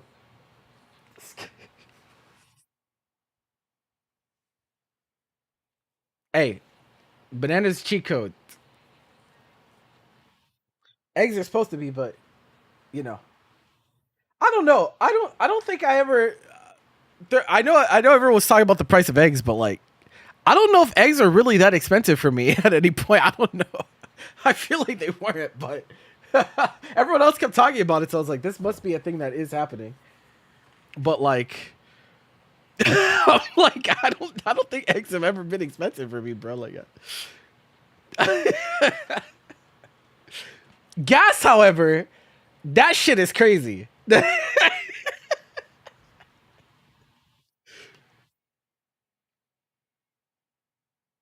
A 12 pack of eggs was only 9.79. Bro, that's like ungodly expensive, no? I've never paid $10 for eggs. Oh, wait. 12 pack of eggs? Like, I don't. Wait, what does that entail? I'm sorry. I'm sorry. Wait. I've never.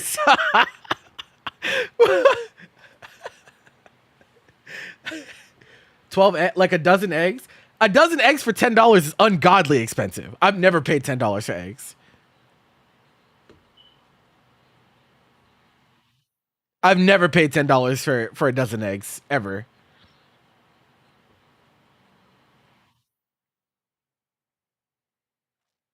Gas over here finally dropped under $6. I'm mostly worried for my West Coasters. Like what gas prices over there get fucking absurd, bro.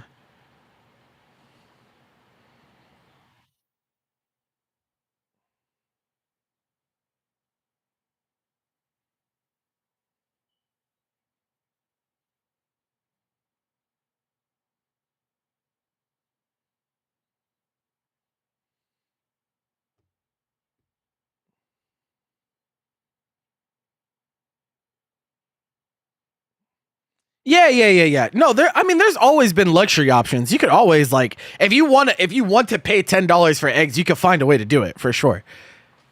Depending on the brands and shit that you buy from. But I'm talking about like normalized eggs. I've never paid $10 for normalized eggs. It's never been that bad.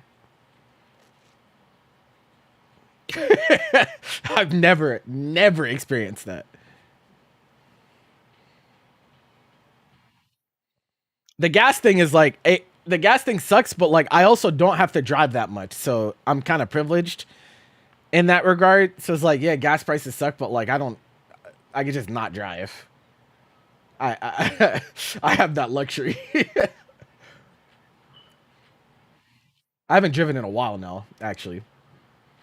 I had to get my I had to get my car inspected and shit next time I want to drive, bro. That shit expired.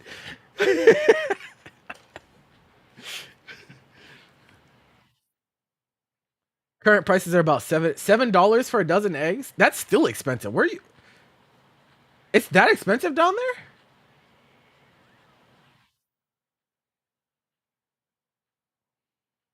there? That still feels really expensive.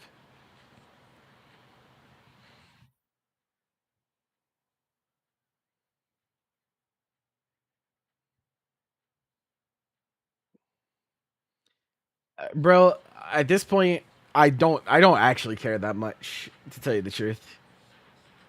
Worrying about my car is not a luxury I can afford right now, to be honest.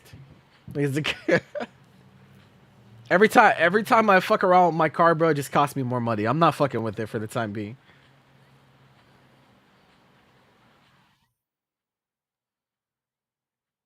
Why do you talk about eggs like soda packs? Yeah, I was like, who calls a 12 pack of eggs, bro? Like, I get it, but what the fuck are we talking about? Who talks like this, bro?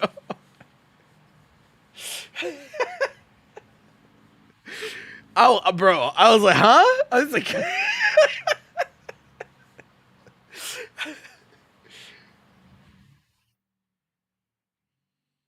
yeah, got me fucked up.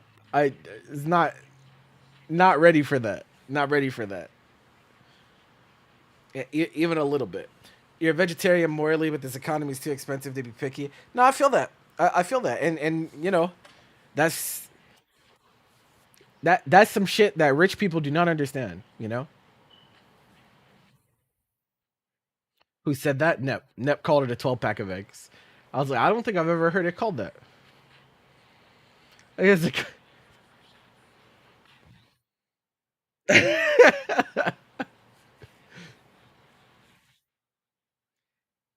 we were talking about like because like Sam's Club came in the conversation too, so I thought maybe he meant like a 12 pack of dozens, like 12, like a 12 pack of dozens of eggs. I was like, wait, how many eggs are you buying at once, bro?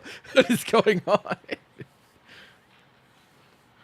How many eggs do we need, bro?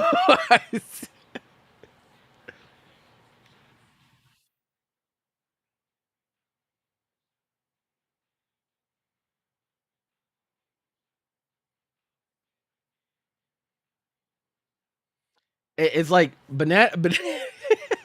the two most cost controlled things on the world: bananas and you guys ever see Totino's party pizza, bro? That shit is also always cheap. It's like frozen pizza, always cheap. Never say it's like always $2. I don't think I've ever seen that expensive either.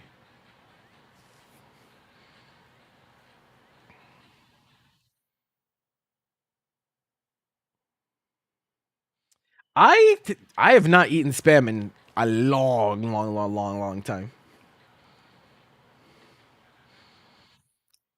I've just been trying to get more fruit. Is what I've been doing lately. At least trying to. I got grapes today.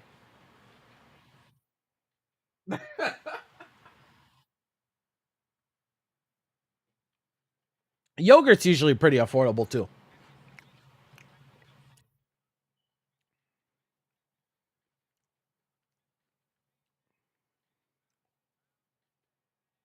4 to 8 in one meal. Is that crazy? I mean, eggs are pretty low calorie though, right? How crazy is that?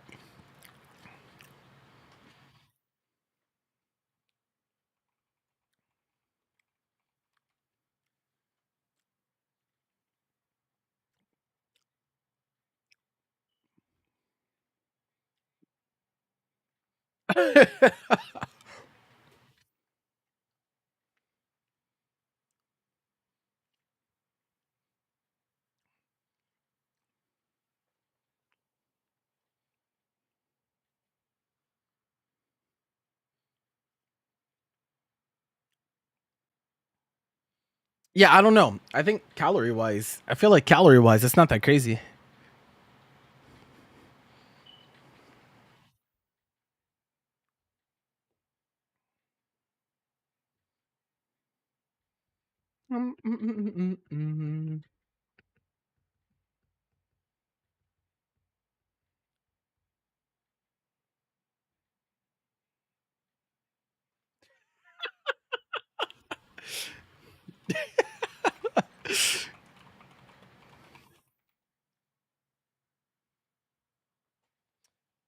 The amount of sodium in them could kill a dog. I mean, you could counteract sodium intake with potassium.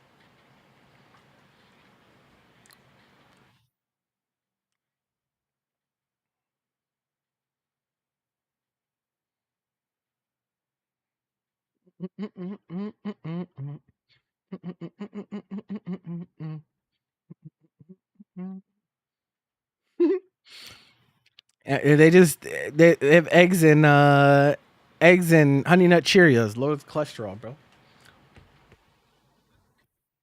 Can you? Yes. You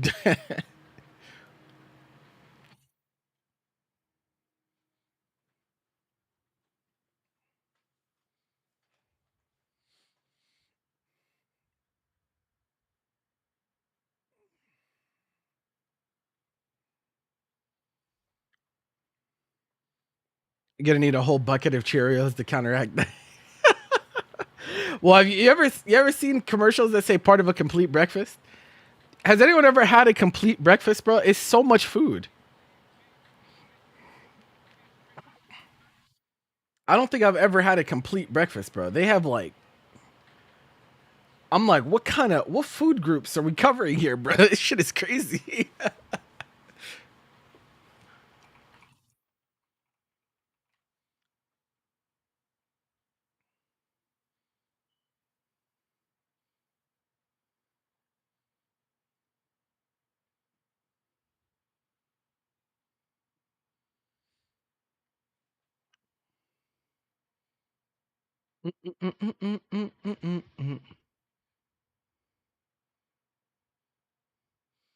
I just remember I remember like cereal commercials being like part of a complete breakfast. And it was like it was like a stack of pancakes, they had toast, they had a big ass glass of milk, a big ass glass of orange juice. I'm like, what this is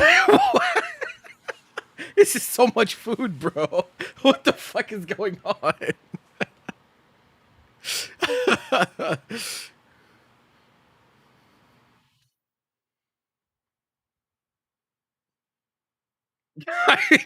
I'm like, this is complete.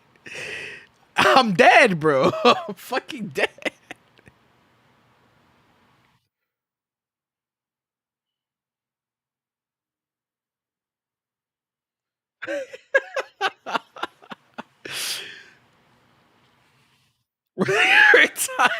We're talking about the logistics of a complete breakfast, bro. This shit is insane.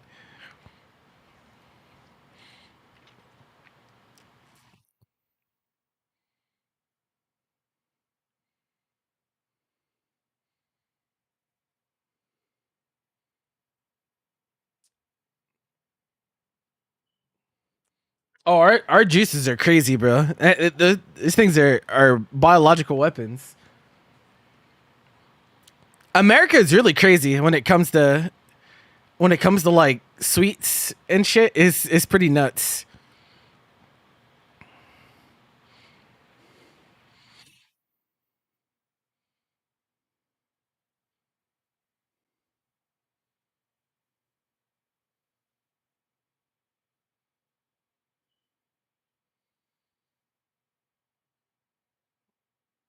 I don't know who you is. I don't have enough money to be eating that much for breakfast, bro. I don't, I don't know who you're talking about, but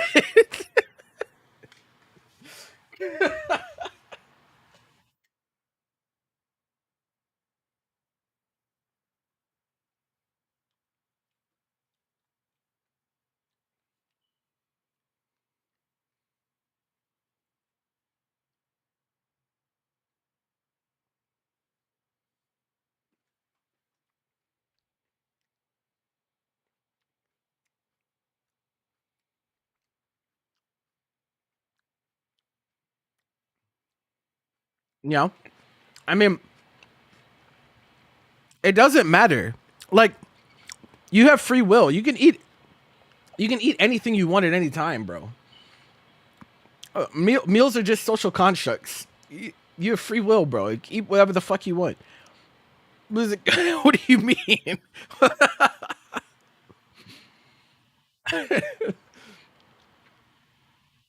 Wait, if you gotta eat meat for breakfast, you gotta eat meat for breakfast, bro. Fuck it. It's it is what it is. Yeah, soda is really cheap. Yeah,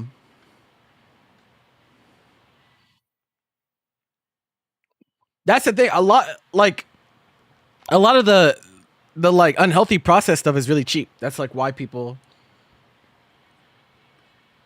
That's why. Like that's why.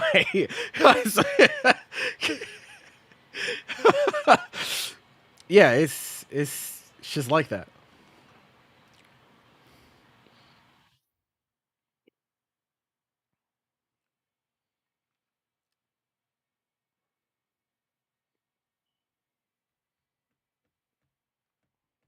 The soda machines with the Path of Exile skill trees for flavor options. True, true. One of America's greatest creations. The fucking choose your own soda machine. That shit is crazy. I don't even know if America made that shit to tell you the truth. I'm guessing they did, but I have no idea.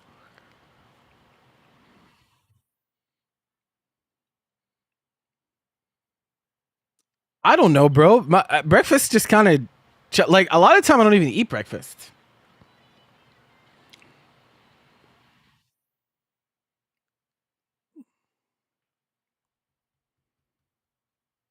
You know, like that's that's the reality of being broke.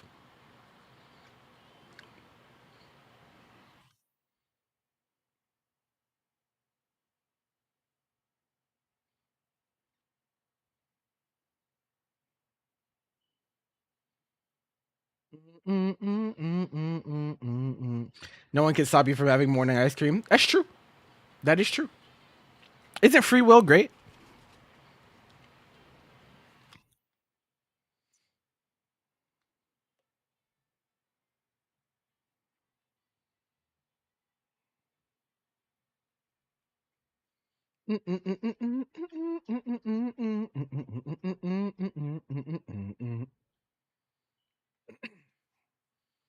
I mean, like free refills is definitely it varies from place to place. But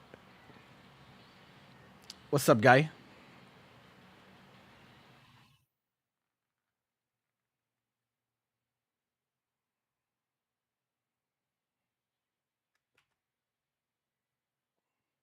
Wild Rising is more interesting than Invincible when it's such a new title. Invincible is an interesting case. They actually have like it's like it's almost like Mortal Kombat in a way, where like their casual fan base is really fucking big. So like the YouTube videos and stuff do really well. It's just like there's not that many competitors. You know, it's interesting, very interesting. Do you know let you use the bathroom for free? What are we talking about?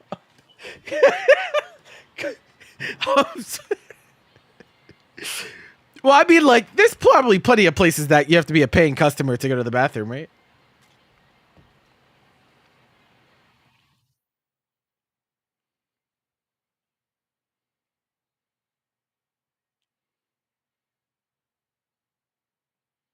That's the thing. When you go to the movies, you pay for refills even if you don't get refills. If that makes sense.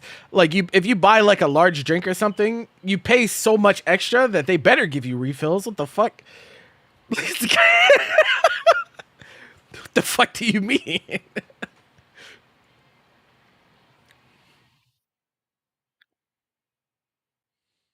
All you can drink free soda is a nice perk of casinos. Squid. Okay. How many times do I have to tell you? We are broke. We cannot go to the casino like you, all right? No one's going to the fucking casino, all right? There's a What are you talking about? Yeah, bro, the free soda at the casino is really not like, bro.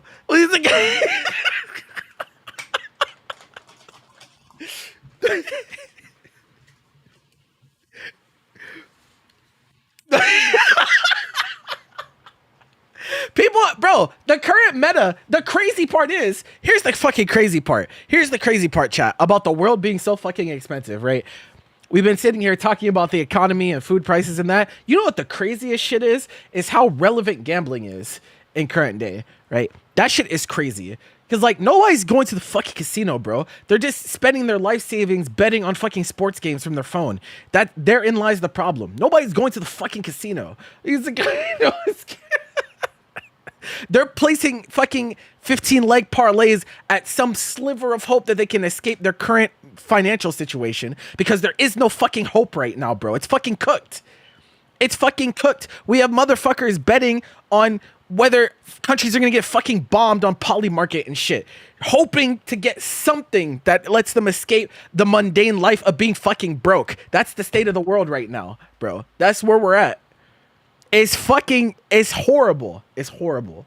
It's this shit is not pretty. It's messed up.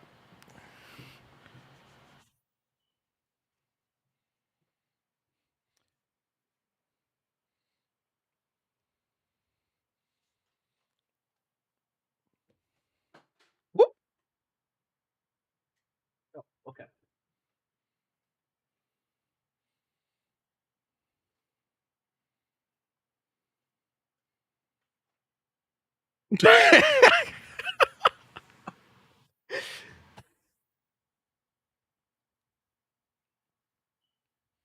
I that shit got to like Polymarket and Kalshi have to go, bro. I don't know how else to put it.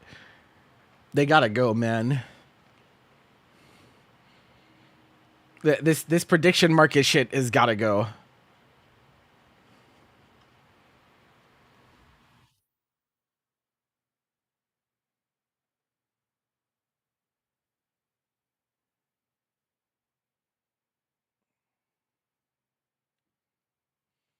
You always thought gambling to be your free money, but not everyone thinks that way. It's not their fault, bro. They're victims of marketing, bro. That like betting websites and stuff are literally they're selling you a lifestyle that you're hoping to attain, but don't have the means to attain because the game is not rigged in your favor in the first place.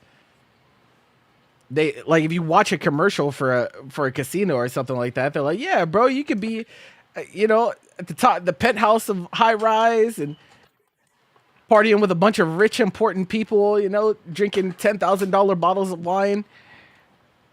And it's like, okay, yeah, all you have to do is like put your life savings into this gambling app, bro, and be right and never be wrong. And then our fucking government, bro, our fucking government is insider trading on shit, on fucking prediction markets. On top of that, as if the stock market game wasn't already rigged enough already. Now they're doing that shit too. They have their own fucking cryptocurrencies and shit. Like, bro, what the fuck is going on? This is some dystopian shit. This is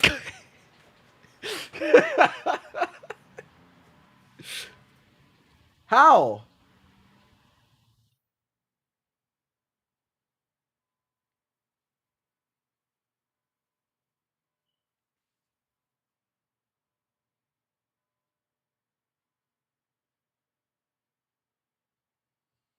You're glad you're not interested in gambling? I am. I like gambling. Gambling's fun as fuck, but I'm responsible. It's a nasty it's a really nasty addiction because like it's they're in the business of selling people hope, and that is the scariest thing, bro.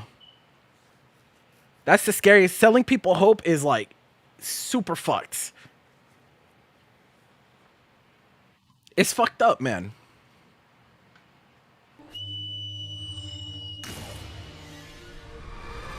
Thank you for the 7 months. Appreciate you.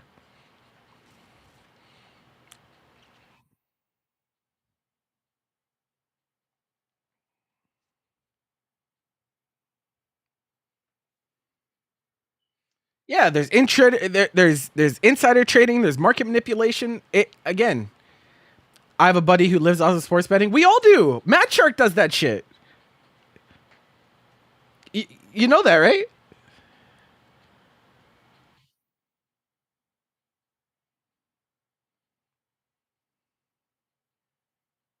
Yeah, yeah, yeah. He last time Matt Shark came in here, he told me that nowadays he's full time. Yeah, he's full time sports better. Yeah. Hmm.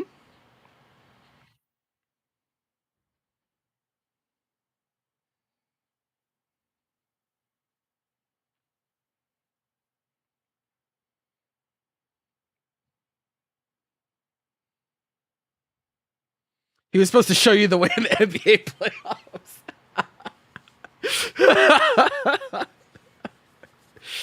The way people are swaying this. Yeah, yeah, bro. It's so messed up. It's so messed up.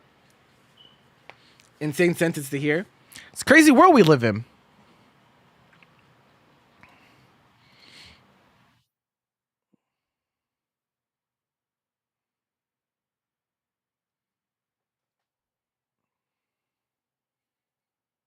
About what can you do? The world's a crazy place right now, bro. There's shit happening that's never happened before. Didn't they just host a fucking UFC event at the White House? Like, bro, I we live in a fiction novel, bro. What is going on, man?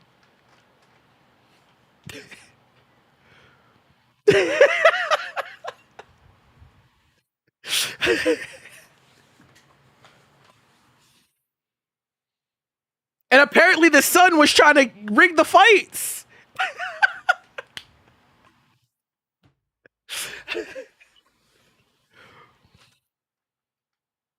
I'm just like, okay.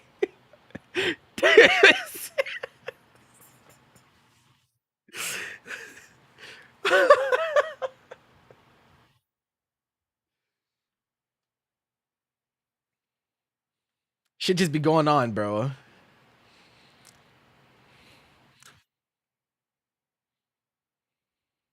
Can you implement AI to sport betting? I'm sure you probably can, but as with most things, AI is probably not very reliable for things like that, bro. I don't-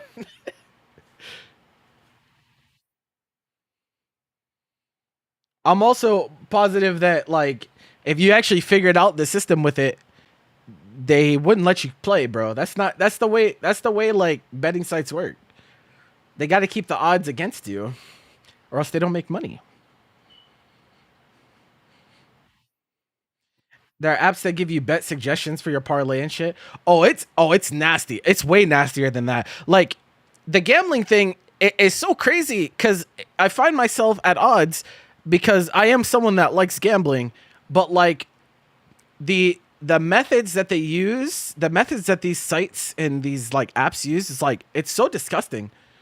It's so disgusting. Like them like taking your data and like knowing like when you're active at certain times to like manipulate push notifications to like keep you on the loop and shit. Like it's really fucked up. It's really fucked up.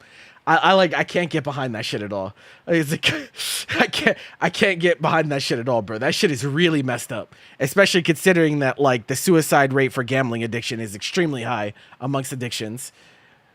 Like it's nasty. It's real nasty.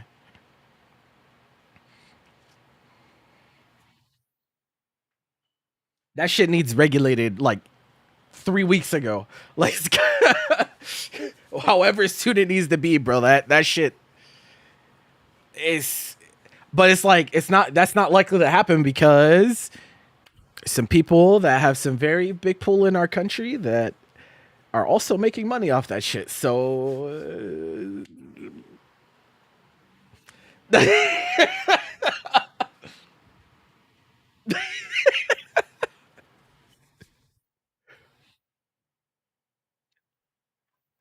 like you would think it would have stopped at the Pelosi shit, bro. Like the Pelosi shit's hilarious.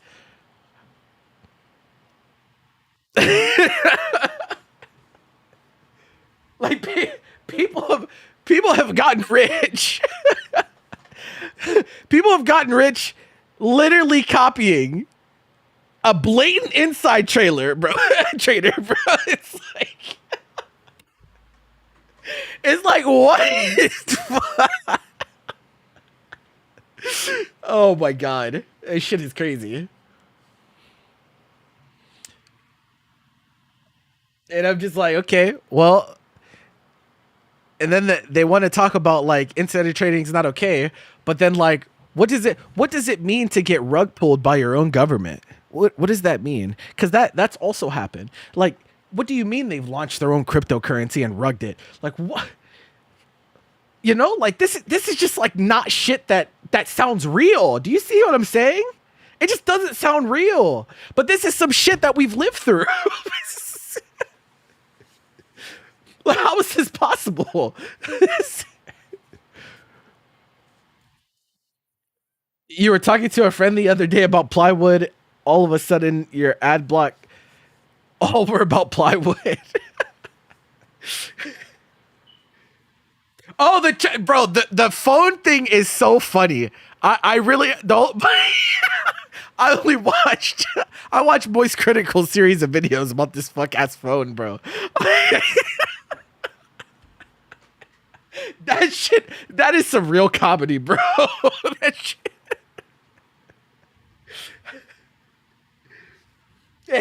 That is some goofy shit, bro. That is some goofy shit. I don't know what the hell. I don't know what the hell is going on with that.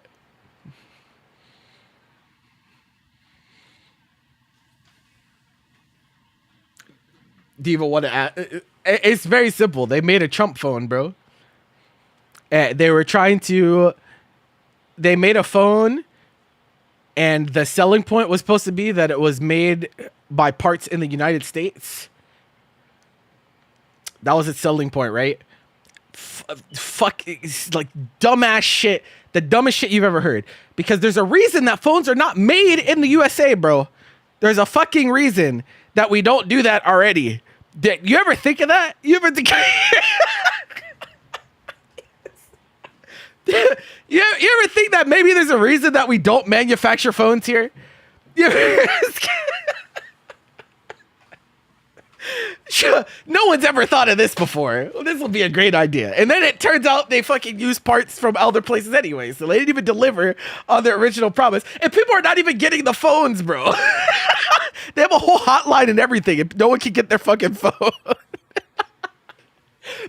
You had to put down $100 for a pre-order on the phone to reserve your phone. Everyone that just gave them $100, and they have not delivered on anything to my knowledge. Like no one has gotten their actual phone. So it's just like, just give the government $100, and then they're like, "Yo, hey, if you want to donate to the American government's Venmo, you can do that." It's like, bro, no one told you to do this fuck ass war in Iran that lost us all this money in the first place, bro. Like, what's going on? What's going on here? This is what I'm saying. What do you mean the government's asking for Venmo donations? What the fuck are you talking about? Do you see what I'm saying? It just doesn't sound real. It just doesn't sound real. I would like for something reasonable to happen in my life. I'm sorry. I'm sorry. Make it make sense, chat. This is good. Make it make sense. White House VTuber on the way? Probably already exists. Probably already exists.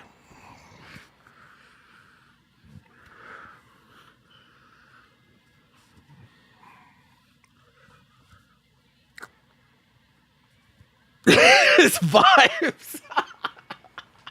Vibes based survival right now.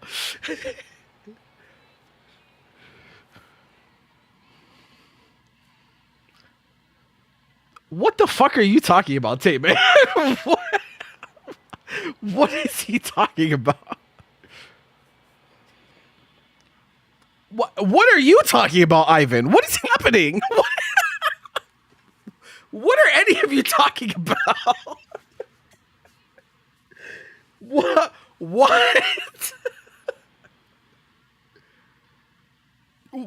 is happening? We've lost the plot here. We've lost the plot.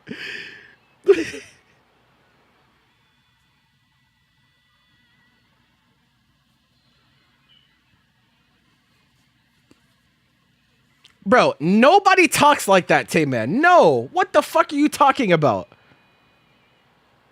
Bro, bounce that ass is something you say to someone during sex. This is not something you say, it smells like bounce that ass in my house. Like, no one talks like that. No, I don't know what that is. No. Does anyone else? What the fuck is that? What is like?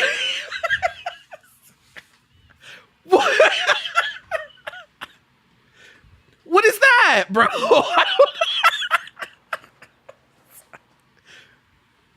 What is going on?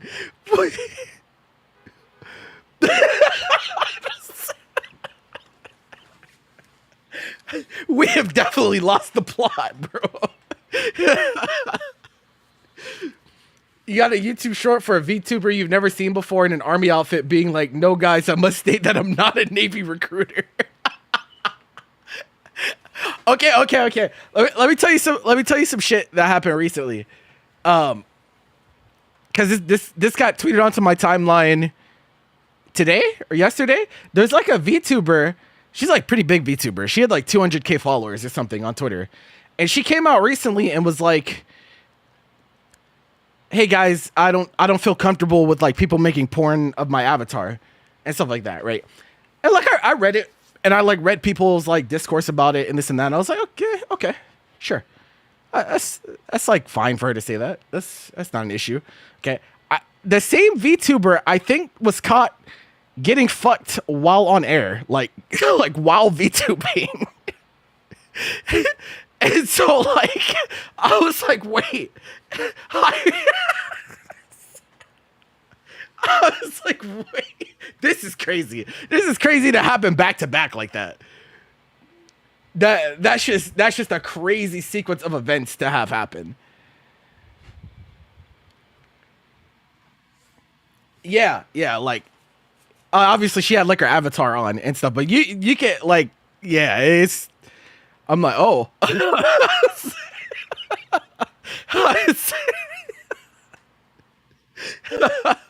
I'm like, all right, I mean, shit. I just thought this was a really funny coincidence. Is all. It's really like, I don't know. Some people were saying it's like a big deal, and like I get it. I don't. I feel like it's probably not, but like I don't know. You definitely should not be doing that while you're streaming. But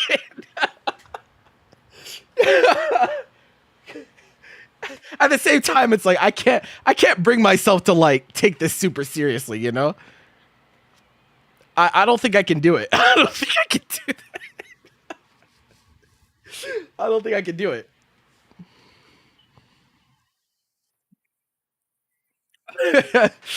That's the thing, though. I don't know if you get like because I don't think they can prove it. You know, it's all they see is a VTuber avatar. So like, I don't think you can prove it unless it was like really explicit sounding, I guess. But that's a good. I don't think they can do that. I don't know, bro. I mean, there's nothing wrong with watching VTubers, man. I mean, VTubers are still just human beings at the end of the day. But this was just a really funny situation that I saw.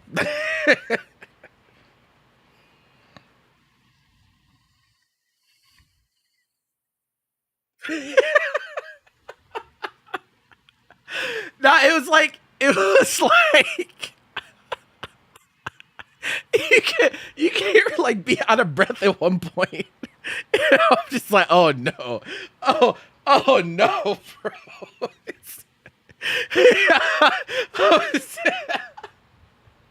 You're like fucking up her sentences. I'm like, oh.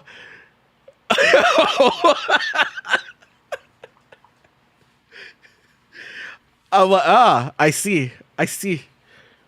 I see. You should not. I do not recommend doing this while live. All right. That's all I have to say. Hey, as long as they were consenting, bro. This does not impact my life at all. It's not a. I feel like it's not a super big deal. But I do think that you should not do that on the air.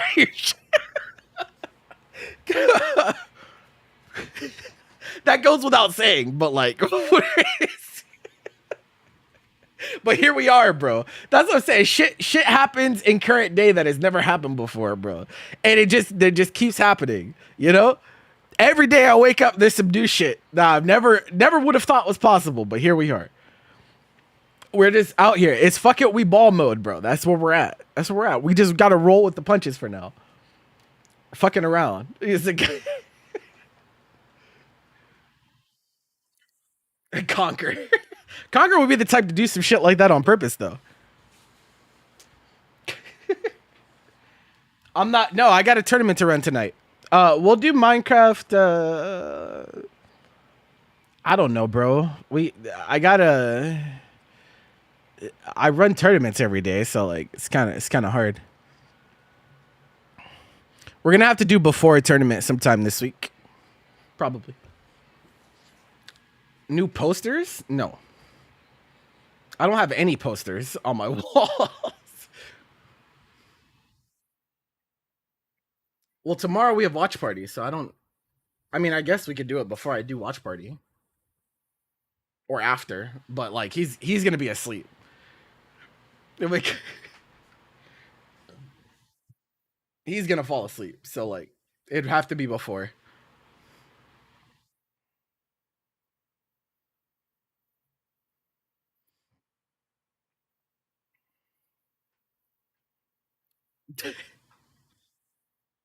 Stop saying bounce, bro. Stop it. I will fucking ban you, bro.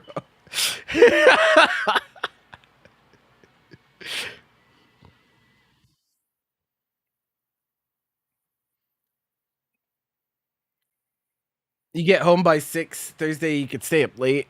I mean, like, maybe, perhaps, perhaps. I have to do two. I have to do two Minecraft streams before the 20th. So I gotta find some time for this shit.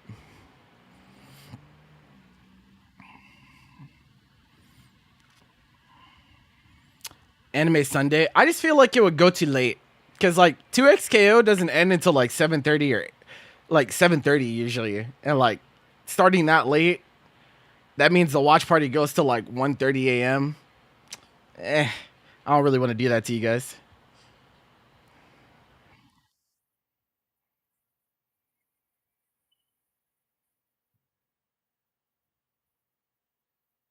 I'm not. Yeah, you know what I'm saying. Like I don't want to do that.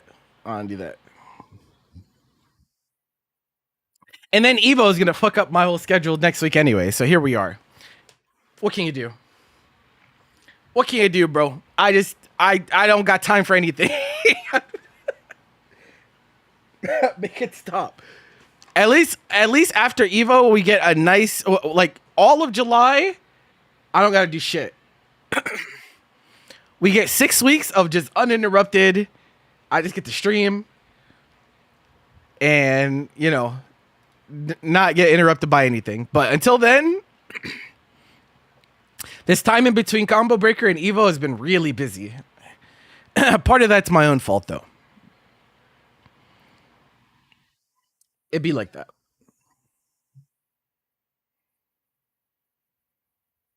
EWC after Evo. See, that would be an issue if they paid me. If they paid me to go to EWC, then that would be a problem. But they didn't, so I'm staying my ass at home.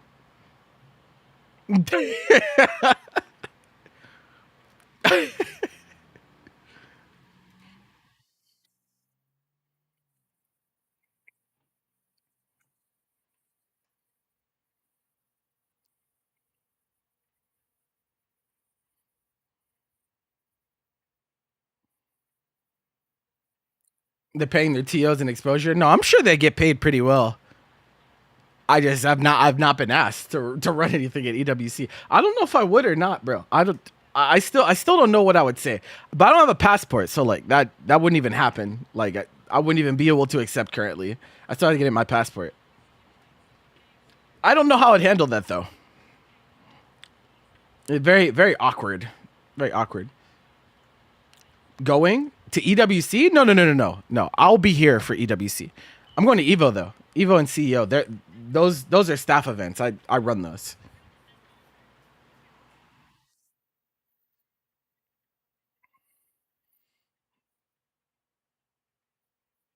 Yeah, yeah, yeah. Evo.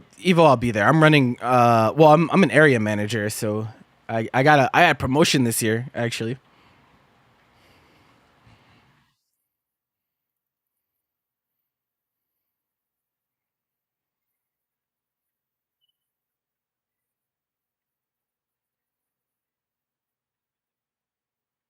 Okay, Tay man. I don't know. Like Ivan doesn't even play Deadlock himself, bro. He's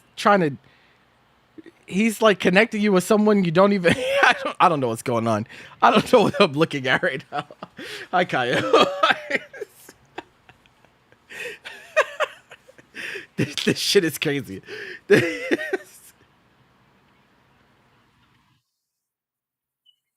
Oh shit. Let me answer Ricky real quick.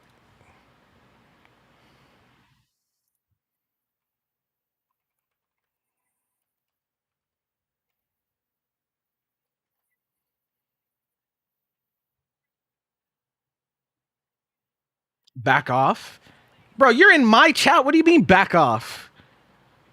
The fuck?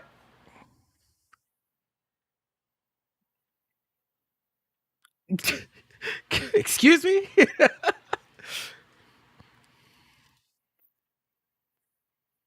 Oh, by the way, we're doing a little fundraiser tonight. All right.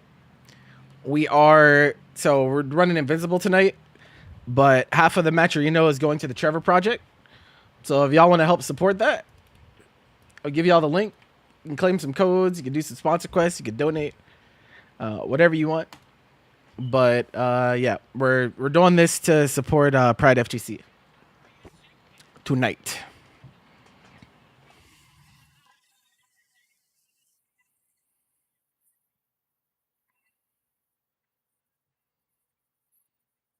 I fucking hate it when this happens.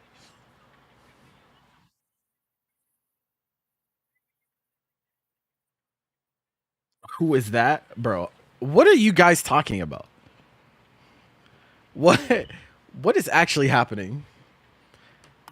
Does fentanyl kill you? It can, yes. It doesn't always, but it can. As with many drugs.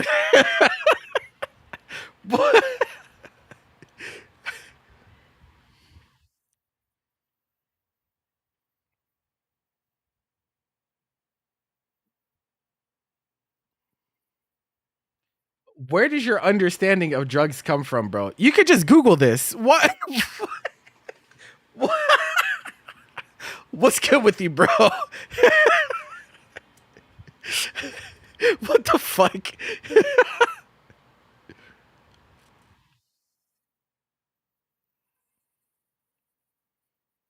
That is also not true. Okay, out of all the things I've ever said, all right, believe me when I say, when it comes to controlled substances, do not listen to Ivan, all right? Trust me on this one. If you trust me on anything that I've ever said, trust me when I say you don't want to take life advice from this guy, all right? All right, cool. He's like,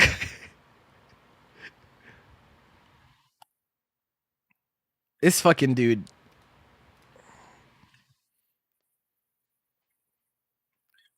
It is very easy to die from. What? You're not listening, bro. It's like it's not hard, bro. Like overdosing on drugs is like much easier than you think,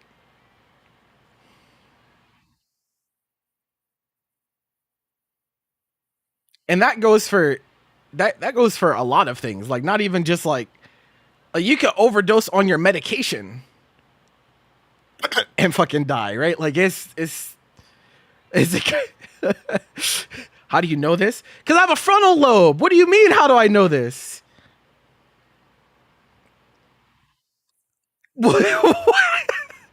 Is this not common sense?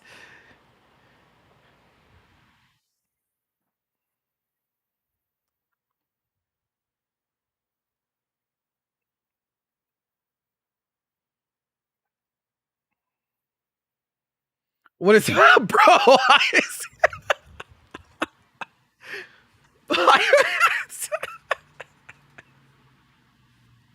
I do not. I cannot answer your question. All right. How did this even come up? Like I said, just don't pay attention to Ivan. You'll be all right. That's a good. I tried to tell you, bro. I tried to tell you. I tried to fucking tell you, man.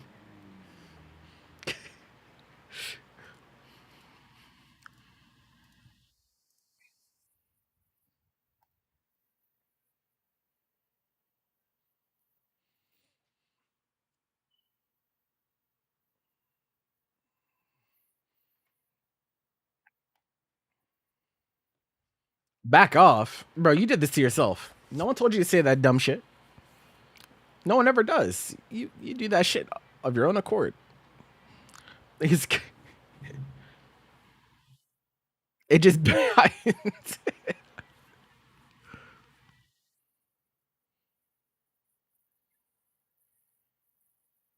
no. How do you know? How do you know this is a crazy fucking question? I actually have an even better answer for you. You want to know why I know so much about this? It's because one of the when you're thank you for the gift. When you're a black man living in America, when you're a black man living in America, one of the things that you see on the internet a lot is people trying to say that George Floyd died of a fentanyl overdose instead of asphyxiation, which was proved in his autopsy. And so whenever I saw people arguing that a bunch, I looked at the autopsy report and I studied fentanyl and I was like, yeah, they're actually they're just lying. They're just straight up lying. It's like they're just straight up lying. It did not take long to find that information, but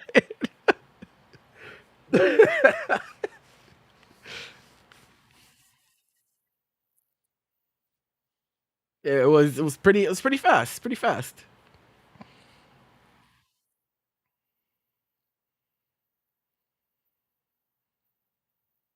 The Lego thing? Yeah, I watched CoffeeZilla's video on the Lego thing. Yeah.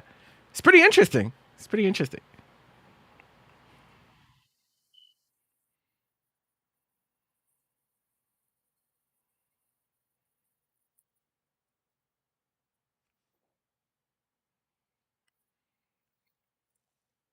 Pretty crazy situation in general. It's like, what the fuck is going on?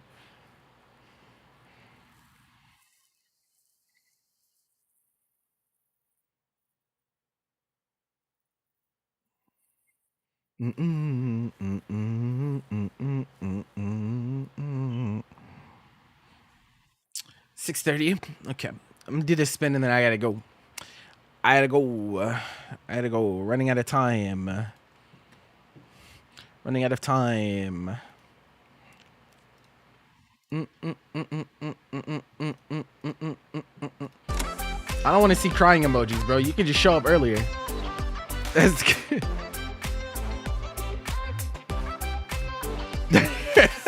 Wow.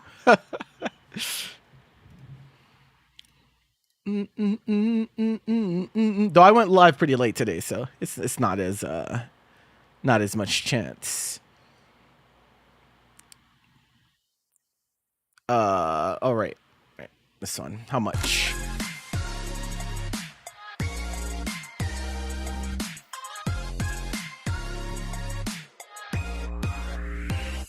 Wow. 1,001, brother. Who's getting snatched from?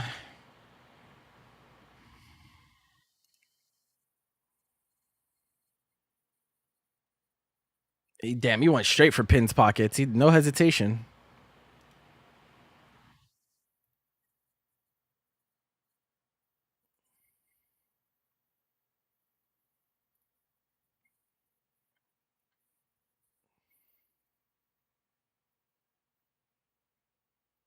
How do you donate? I mean, yeah, I was like, the pettiness is incoming, bro. Thank you for the raid, Kilvins. Oh, give. The give command. Or gift.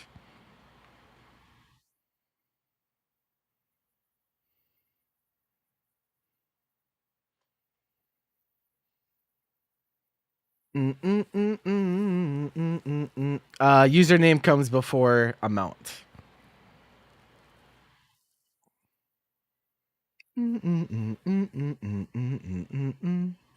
Evo so soon. True. It's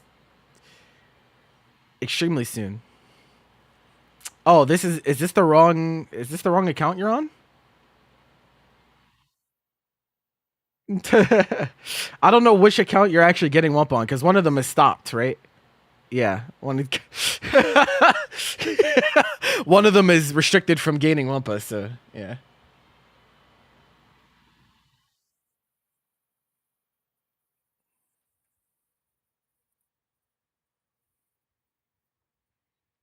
Bane, you're embarrassing yourself in front of the others, bro. A new challenger has entered the tournament. Oh, we hold on. I gotta show you guys this since we were talking about Evo today. Airhead sponsorship? Huh? Okay.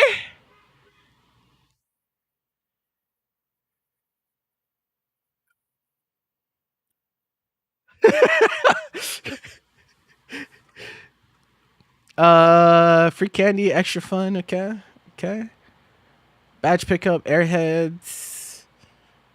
Team members on site handing out free airheads. Oh shit. That's a new one. That's a new one. A new challenger.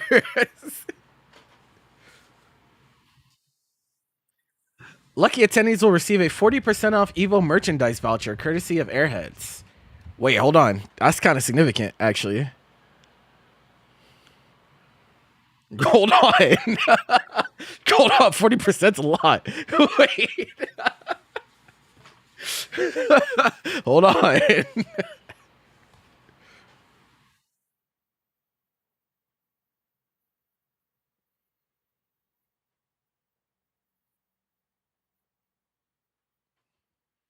Alas. Did you finally figure out how to? Okay, cool. All right, we got that taken care of. All right, I gotta fucking go. Fundraiser and Invincible Versus tonight. Come through, watch some video games. I will be back tomorrow. But thanks for hanging out. Hopefully you learned something today. Is it? If not, try harder. All right. Until next time, friends. Goodbye. It's over, Jarek. Shinnok is dead. The good guys won. You're coming back with me. Never, Sonya. I agreed to help defeat Shinnok, not turn myself into the Special Forces. The Black Dragon, live on! The Black Dragon died with Kano. You're the last one, Jarek. Never! Come in, Major Briggs. This is Lieutenant Sonya Blade. What? Sonya, this is Major Briggs. Come in. Sonya, this is Jax. Are you there? Going somewhere, Jarek? Jax! I thought you were going to... Thought I was what? Dead? Like my partner you just tossed off the cliff? I'm sorry, Jax. Please, don't drop me. Wait, I promise. Too late, Jarek. You can't drop me. You have to uphold the law. You have to arrest me. Wait, this is brutality. You can't do it. Wrong, Jarek. This is not a brutality. This is a fatality.